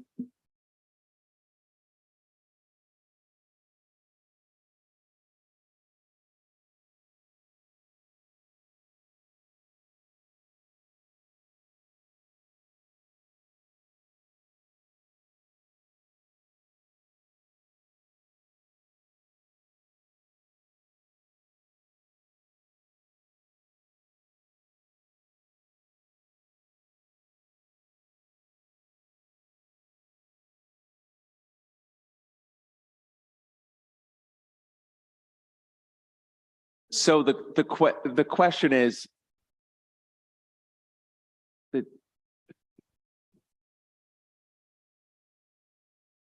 the question is legally, could we include language in this ordinance to clarify that this 350,000 is not in addition to, but a part of?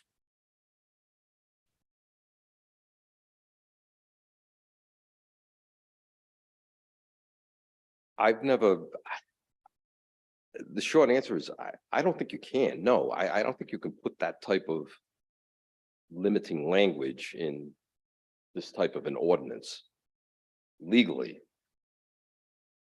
Accounting wise, I can't answer how it's handled accounting wise, but I'm not comfortable with that type of language. That type of limiting language. Again, this ordinance can be rescinded at a later time if it becomes superfluous. It just gets too cumbersome. I think it gets too confusing by inserting that kind of language. I think it sets a bad precedent. Okay, Councilman Ferry. I will support it tonight. And I am basing that on the fact that everybody's going to make sure that somehow this does not get added to the $4 million we've already allocated. I want to go on record with that. I do not want to allocate $4,350,000 to build a pool. Period. So that's why I don't want to do it, but I will support it to pass it tonight, and it's going to go before the full council, correct? Okay, I will support it then tonight. Is there any further discussion? Do you have a motion? Motion to approve. Second. Is there any discussion on the motion? Seeing none, clerk, please take the roll. Councilman Ferry, Yes. Councilman Campiano, Yes. Councilman Donegan, Yes. Council President Marino.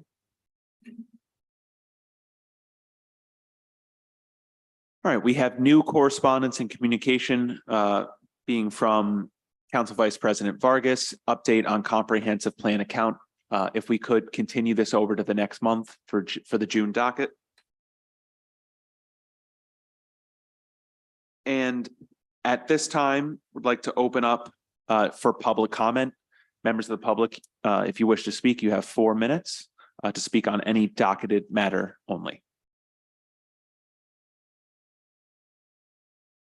Are there any members of the public that wish to speak?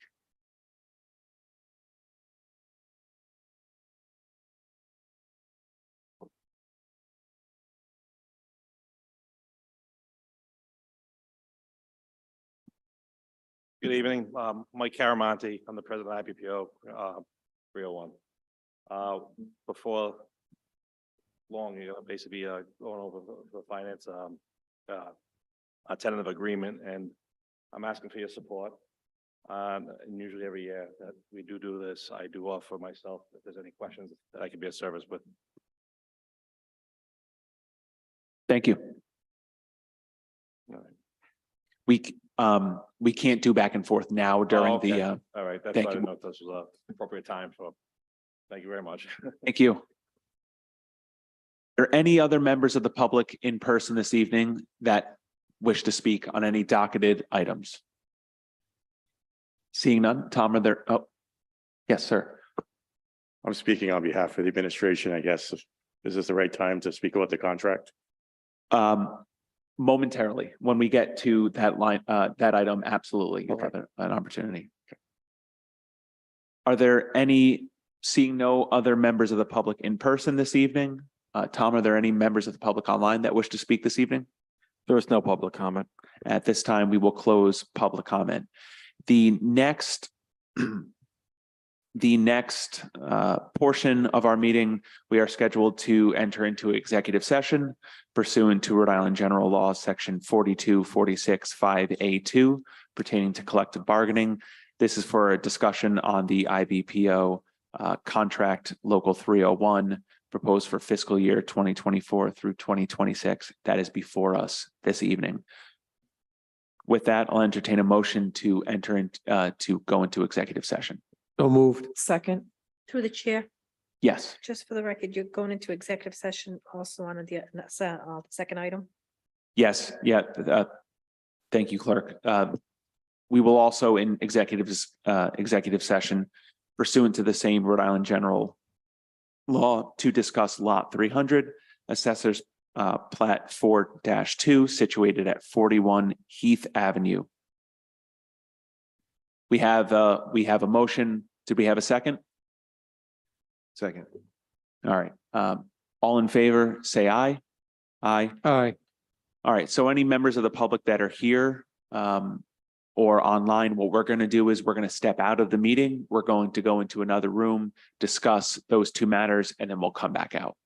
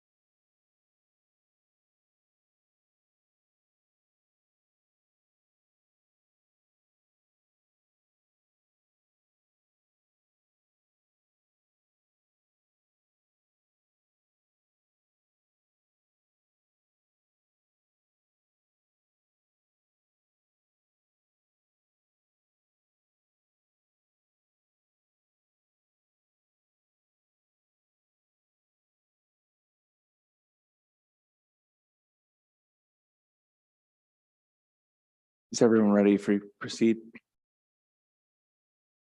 Entertain a motion to, well, procedurally, before, while we were in executive session, the only motions and votes that were taken by the committee were to come out of executive session. So at this time, I'll entertain a motion to close the minutes of executive session. So moved. Second. All in favor, say aye. Aye. And at this time, we'll entertain a motion to extend time of previously closed minutes pursuant to 4246(7)(c). So moved. Any discussion? Seeing none, all in favor, say aye. Aye. All right, at this time, we have new matters before the committee. Before us is ordinance 4-23-02, ordinance ratifying the International Brotherhood Police Officers Contract, Local Union 301 for the fiscal years 2024 through 2026. This is sponsored by Mayor Hopkins. Motion to approve. Second. Director Moretti.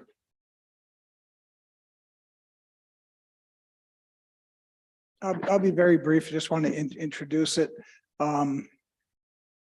The discussions and negotiations to come to this agreement were certainly in very good faith, if you will. Met with the highest level of professionalism by the executive team of the IBPO. Triple underscoring that. Negotiations went so smoothly. It was no nonsense. Got to the point. It was effective, efficient, and fair. And so just want to give a heap of praise for Mike Caramonte and the entire executive board. And I make the comment, the public comment, it's certainly, we all give a lot of praise to the police command staff and the members of the Cranston Police Department.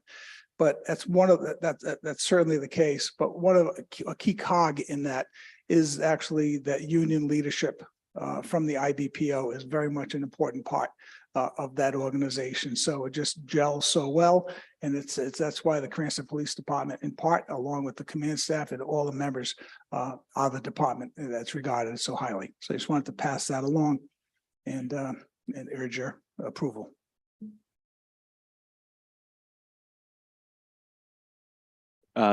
Chief, do you have, or Major, anyone have any comments before we proceed? Yes, thank you very much. I agree with Chief of Staff Moretti that the working relationship with the IBPO is great. We have the same goal in mind as to move the Cranston Police Department forward and be a modern, forward-facing police agency. And I think this contract strikes the right balance. We have a lot of younger officers who seek opportunity in the department. We have some older officers that have been there a while that do a great job, but overall, this contract strikes the fair balance and creates opportunity for not only the officers that are there now, but we're facing a retention and recruitment epidemic, not only in Rhode Island, but across the country. And we're about to embark on a very ambitious recruitment effort over the next several months, June through August, to find the next people that we think are qualified and worthy of being a Cranston police officer. So this contract, the raises that are embedded in the contract do that. I can tell you many departments are offering sign-on bonuses, recruitment bonuses, things of that nature. So this keeps us competitive in that competitive area with other departments, and we have a lot to offer as a accredited police department, a department that cares about the officers that work there, and public officials like yourself and the mayor's office that appreciate what we do. When some cities and towns, not only in Rhode Island and across the country, chose to defund the police, this city chose to fund the police. And that goes a long way. We've always had the support of our citizens and also our elected officials. So I say thank you to that. And this contract is another opportunity to show your appreciation to the men and women of the Cranston Police Department. Some of the things that we pointed out in executive session are opportunity for young officers, such as a selection process to get into the K-9 unit, opportunities to get into different units within the police department based on performance, or merit-based opportunities. And that will help the younger officers gain the experience in different areas of policing. And then when they go back to their original assignments, to bring that experience with them. So, there will be some vacancies. These officers have done a phenomenal job stepping up with some vacant positions. We're hoping to recruit and send some officers to the 2024 Academy in January. And we only want the very best. And to get the very best, you have to pay salaries that are commensurate to getting the very best. So I think this contract accomplishes that. We're very excited about the future of the Cranston Police Department. And I just want to thank President Caramonte for the way he negotiated, as Chief of Staff mentioned, very professional. And again, we had that common goal in mind, and we'll continue to move this department forward. So thank you for your time. Thank you, Chief. We have a motion and we have a second. Is there any discussion? Councilwoman Renzulli. Thank you, Chair. I am not a member of this committee, so I don't have a vote tonight, but due to a work-related commitment, I won't be there on full council to vote. So I'd just like to say thank you. I'm very supportive of our police department, and I can appreciate that this contract strikes a balance between seniority and performance-based opportunities. I think it's, as someone who works with the younger generation and talks to kids all the time about what they want to do after high school and going forward for their careers, I know it's important to them to have the opportunity for upward mobility long before they've been working somewhere for 10 years. So that's something they're looking for. And I think this is a great opportunity with Cranston Police Department. I will encourage the kids I know who could pass an agility test to apply. So thank you so much. I appreciate that this was negotiated in good faith and that there's such a good working relationship between the union, the administration, and the mayor's office. So thank you.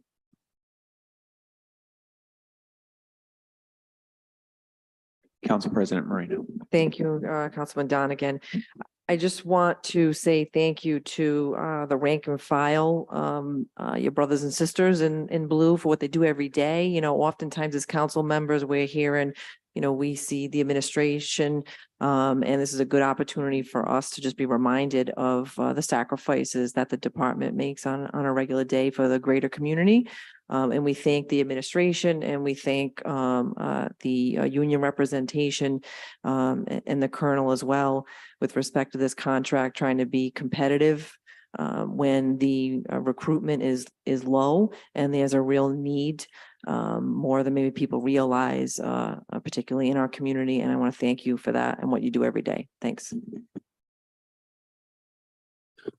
Before I call for a roll, I'd just like to reiterate that the comments of my two colleagues, we are very fortunate in Cranston to have such a strong police department. And, you know, it's something that I think all of us as public officials, you know, we support and we appreciate what you do every day. And, you know, just again, thank you. At this time, clerk, please take a roll. Councilman Ferry, Yes. Councilman Campiano, Yes. Councilman Donegan, Council President Marino. Yes. Next before us, we have ordinance 4-23-03, ordinance and amendment of Title III Revenue and Finance, chapters 3.84, 3.88, 3.92, 3.96, and 3.97 of the City of Cranston, 2005, entitled Tax Incentive Programs, sponsored by Mayor Hopkins.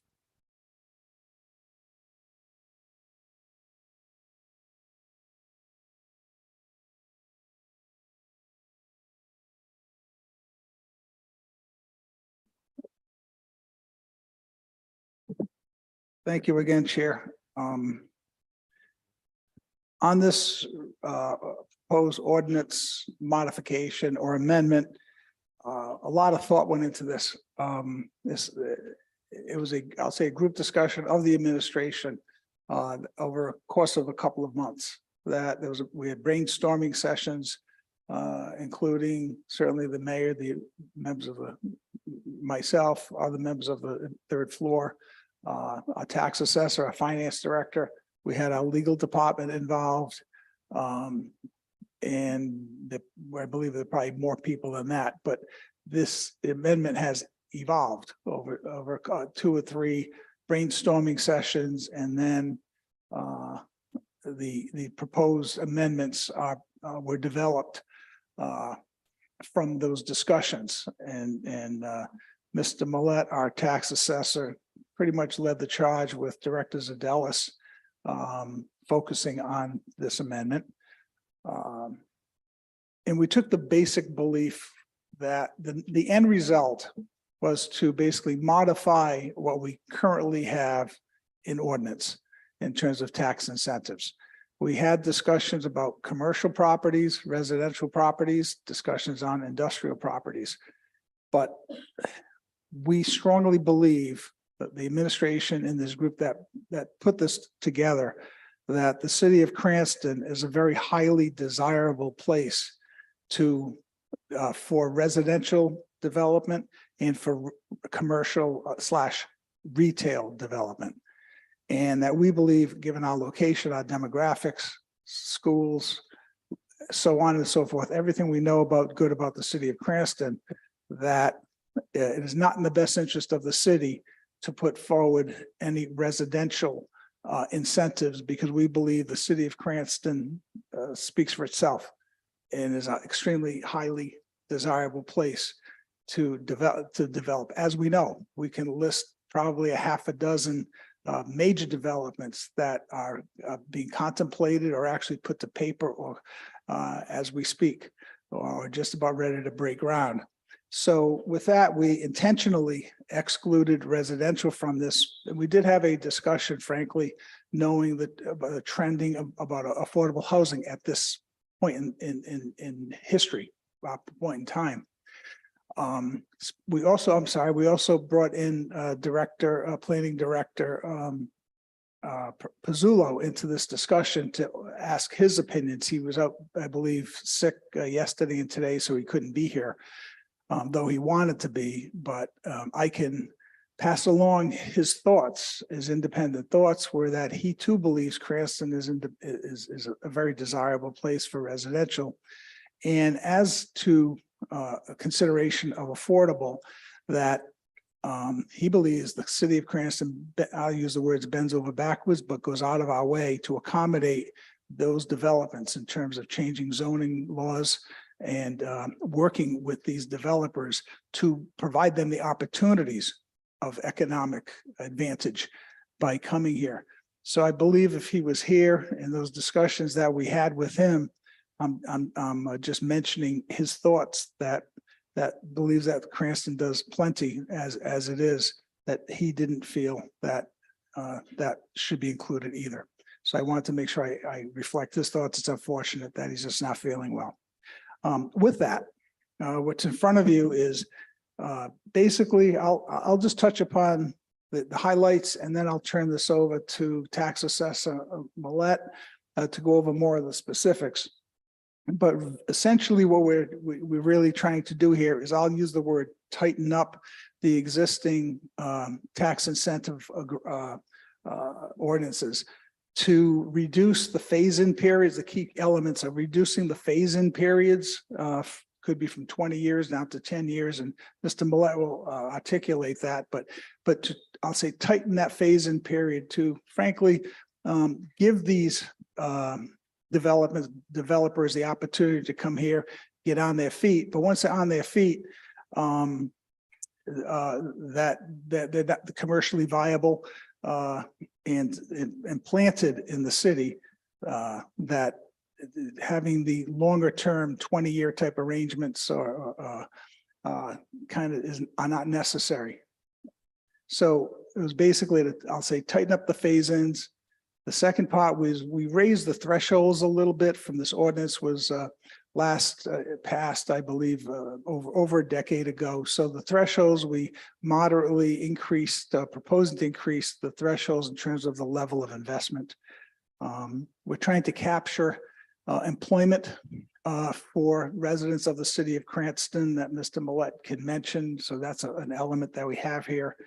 And lastly, just, there is, I'll call it a committee, but I don't think it's called that, but an approval process, if you will, for the applicants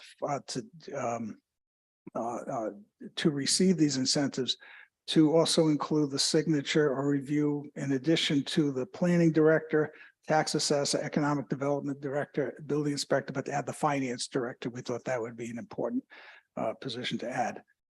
That's the overview. So I'd like to defer, Mr. Chairman, to Ken Millette, our tax assessor. Thank you. Floor is yours. Thank you very much, Chairman. We, when we looked at this ordinance, we looked at the various workings of the ordinance, and we found that there needed to be some tightening up. We didn't need to commit the city to 20 years of incentives. Most businesses are going to succeed or fail within 7. So giving them 20 years was not amenable to the city. It also committed future councils to continue these incentives. So we tried to lock them down a little bit more.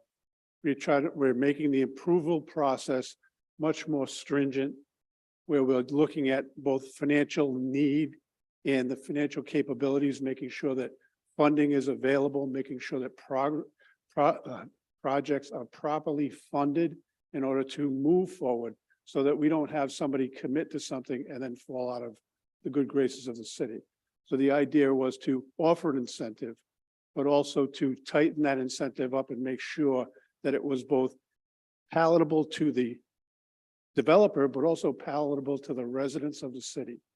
How long are the residents going to supplement this development? And that was the idea behind our meetings. We added a 5th person to the committee that's going to do the review. That was just the right thing to do. We added the finance director who will assist us with all the financial ends of it. And also it rounds it up to 5 people. So there will be no tie vote in this. Everybody has their voice. Every voice will be heard. We will be meeting as a committee to review every single one of these proposals and make sure that the city of Cranston is getting the best they can with these developments. Any questions on this? I know you have it in front of you. We just kind of tightened it up to allow us to make sure that if a development is fully operational or fully funded, that they commit not only to adding employees, but to adding Cranston residents. That was one of the big things that we stressed when we developed this. Make sure that we're getting Cranston residents. We want Cranston residents to get these better paying jobs, to get the leg up. So that was the reason for including that in this.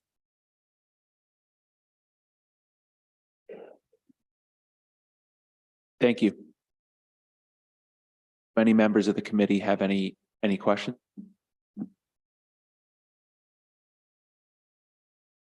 Council President. I just want some clarification to make sure I am understanding it right.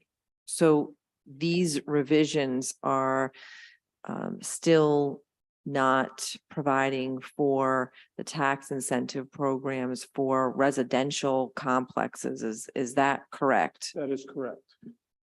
That is correct. Residential and retail were left out of this on purpose because of the items that Director Moretti pointed out.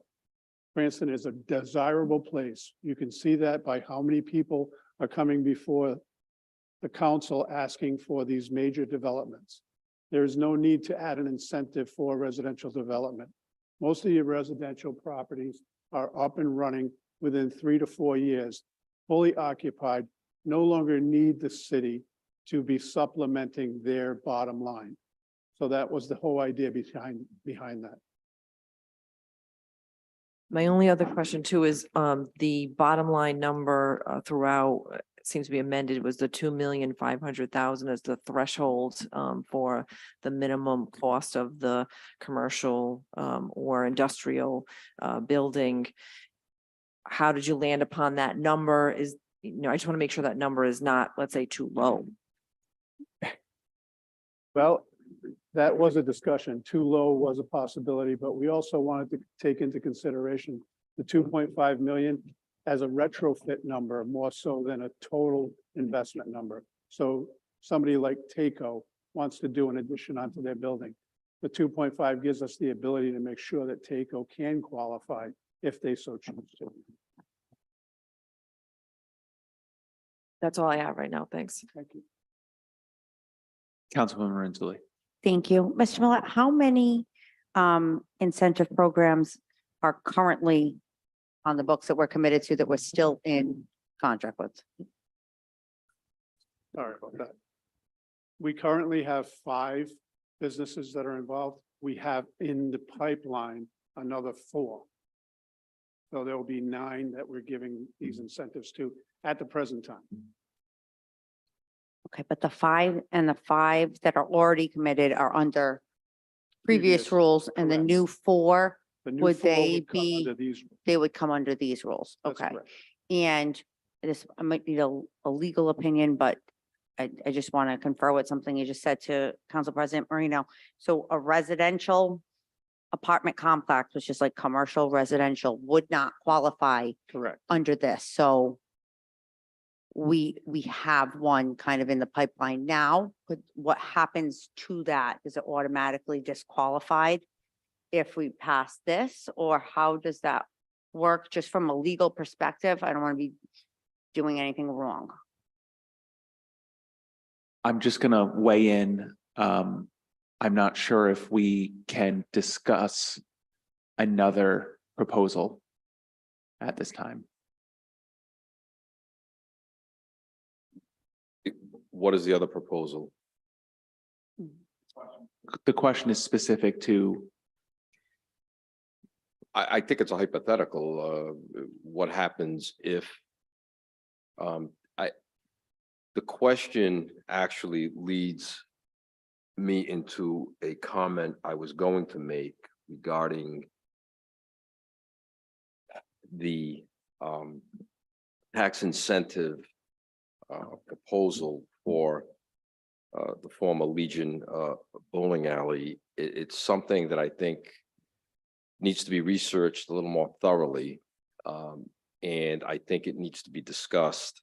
And the reason I say that is because in looking at our code, it appears that we have had in the code tax incentive ordinances which apply to industrial and commercial properties. I have been unable to find anything, any ordinance which contains any type of tax incentive for residential properties. That's the first issue.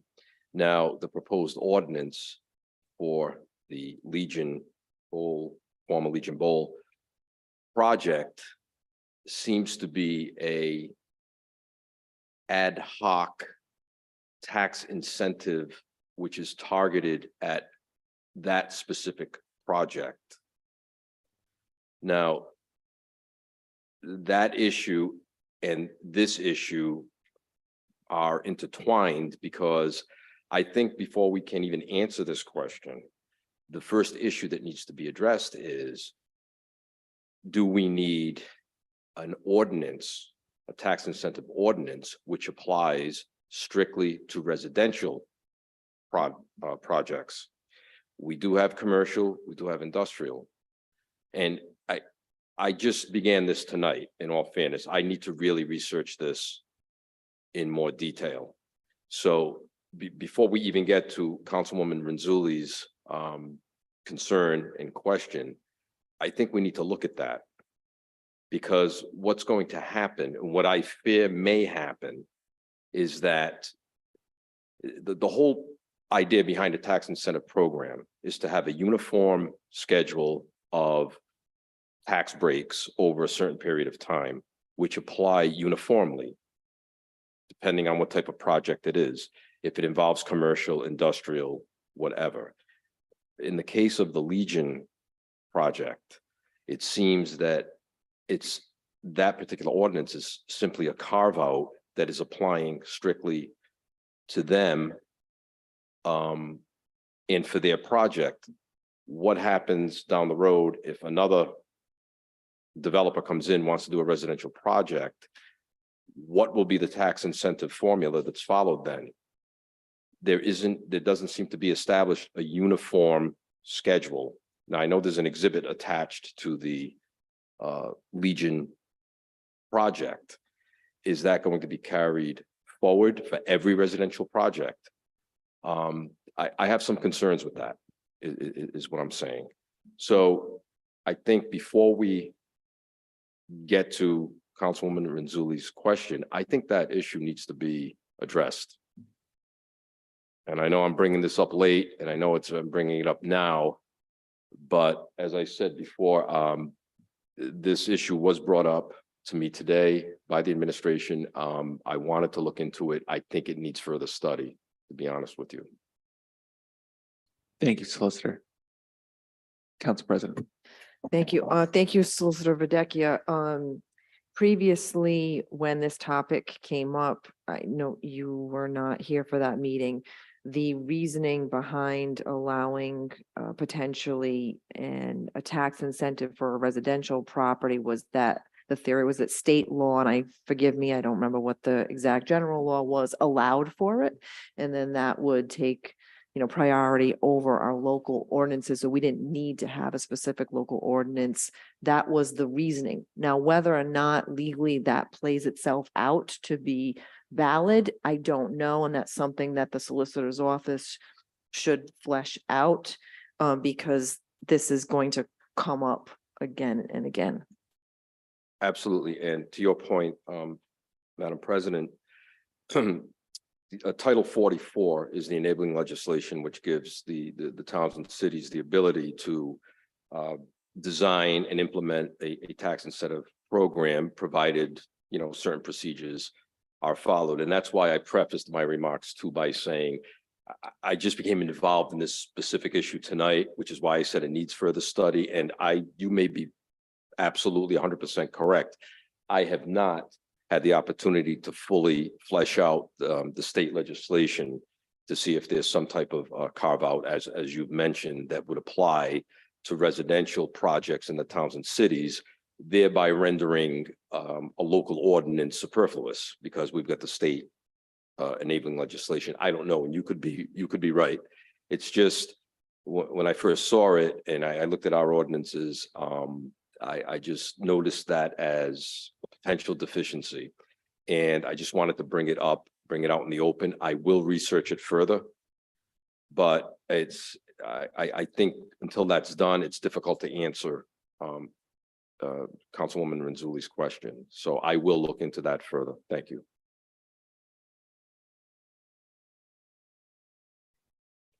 Thank you, Solicitor. Director Murray. I just want to mention, we're being more explicit in terms of making reference in the commercial properties, making a point of being very, very explicit about it excludes residential.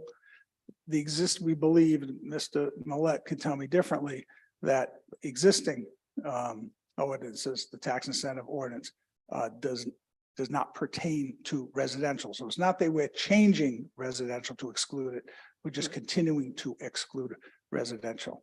And just anecdotally, part of the rationale why we focus on retail and commercial, as we said, because of all the good things about Cranston.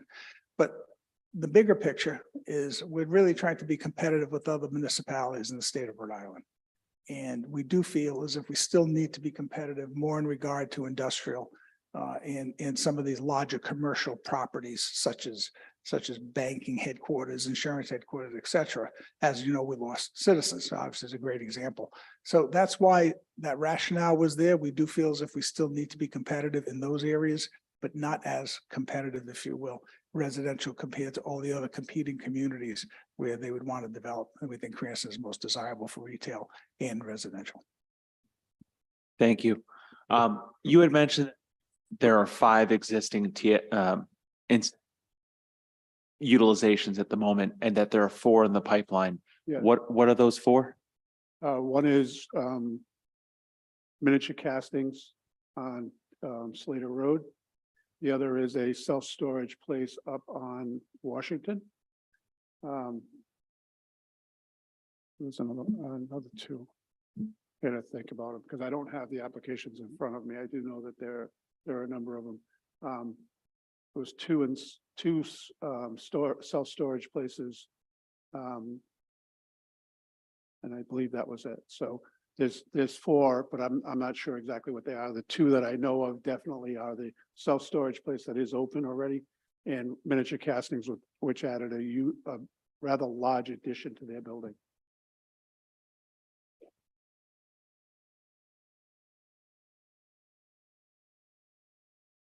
Thank you. Okay. Are there any other questions or comments from the committee? The motion before us is this time we'll entertain a motion. Motion to approve. Second. Is there any discussion from the committee? See, Councilman Ferry. Yes, this seems to me like it's a pretty important issue. And if I could direct this question to Attorney Videcchia, does this, if we were to approve this, does it in any way make it impossible for something like the Legion project to ever be a reality? Your opinion? Until, Councilman, until I've had the opportunity to completely research state law as it relates to our code of ordinances, that's difficult for me to answer at this point. But my inclination is to say, no, it would not make it impossible, but I'm more concerned with the following proper procedure, to attain that result, if that makes any sense. I need to look into this more in depth. I personally feel that I don't know enough about this, and there was no workshop, no explanation, no foresight. No, we were just being thrown 28 pages and we're supposed to just fully understand what we're voting on. And I just don't feel comfortable being able to approve this at this time. Not to say that I'm not going to approve it down the road, but I just think I need to know more about what's in this before I can make a commitment to it. That's just how I feel about it. I think there's a lot in here that I don't understand. Thank you, Councilman. Director Moretti. The administration would urge us to proceed. We believe we abided by the procedures, the rules of the council to introduce this matter. No, I'm sure appropriate amount of time has gone by now as a committee, and I don't understand why we would act outside, why anything different. We're playing by the rules. The administration is playing by the rules. I guess we just ask that we had allotted the proper amount of time. If you think that we did anything wrong, we would accept the criticism. And I do want to caution people that if you open up a residential, the mayor will endorse every other residential application in the city. It could be devastating for the city of Cranston. I just want to pass that along. Make no bones about that. Council President Marino. Yep. And I just want to be sure, my understanding of this in preparation, for tonight and reading through all this in advance was that this is an existing law already on the books. So we already have the commercial and industrial tax incentive that did not provide for residential already on the books. So whether this passes tonight, we already have one. And all this is doing is shortening the duration. So instead of it being 20 years where the city is losing a lot more money on these commercial and industrial tax incentives, we are shrinking that time to 5 years. Am I correct, Director Moretti? Okay. And then we're just making the amounts of those properties, the minimum thresholds, somewhat more up to modern times as to where they should be after careful deliberation with the assessor within the city and others within the finance department and the administration. So for those reasons, I would be in favor of this because again, we already have the law on the books and we're just shrinking the time frame so that it's more advantage for us financially as a city. rather than having these commercial industrial projects come forward with the existing law on the books where we'll be losing more money with the available tax incentive programs the way they exist today. Thank you, Council. Thank you, Council President. Councilwoman Renzulli. Thank you. I would also like to note that something that really struck me as important, even though I don't have a vote here, is under program description, C, eligibility for participation, so shall require a review of the financial status of the applicant to determine need. So that was not there before. And I think what we should be giving these incentives to businesses and developments who need them.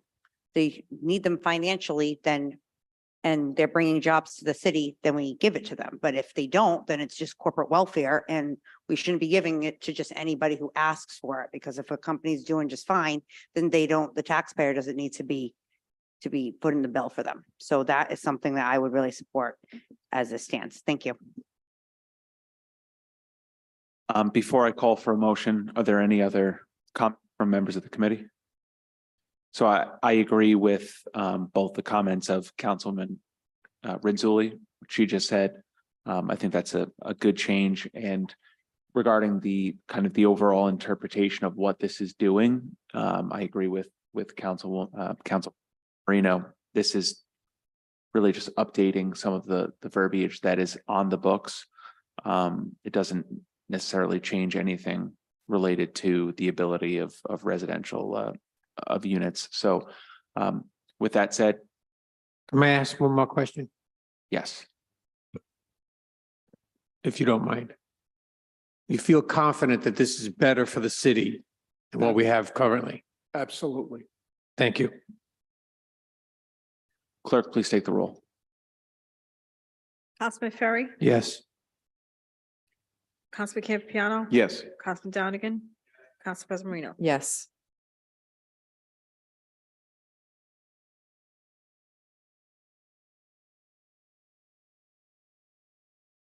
Next before us, we have real estate tax abatements. Entertain a motion. Motion to approve. Second. I do just want to mention one thing. I want to thank State Representative Brandon Potter, the gentleman whose name appears on here. State Representative Potter was instrumental in helping get this, connect this individual with City Hall and to make sure that they receive their well-earned veterans tax exemption. Clerk, please take the roll. Councilman Ferry. Yes. Councilman Campiano, Yes. Councilman Donegan, Yes. Council President Marino. Yes. Next before us, we have motor vehicle tax abatements. Entertain a motion. Motion to approve. Second. Clerk, any discussion? Seeing none, clerk, please take the roll. Councilman Ferry. Yes. Councilman Campiano. Yes. Councilman Donegan, Yes. Council President Marino. Yes. Next, we have tangible tax abatements. Entertain a motion. Motion to approve. Second. Any discussion? Seeing none, clerk, please take the roll. Councilman Ferry. Yes. Councilman Campiano, Councilman Donegan, Yes. Council President Marino. Yes. Next before us, we have tax interest waiver approvals. Motion to approve. Second. Any discussion? Seeing none, clerk, please take the roll. Councilman Ferry. Yes. Councilman Campiano. Yes. Councilman Donegan. Yes. Council President Marino. Yes. Lastly, we have tax interest waiver denials. I'll entertain a motion. Motion to approve. Second. Any discussion? Seeing none, clerk, please take the roll. Councilman Ferry. Yes. Councilman Campiano. Yes. Councilman Donegan. Council President Marino. Yes. Motion to adjourn. Any discussion? Seeing none, all in favor, say aye. Aye. Ayes Aye. have it. We are adjourned.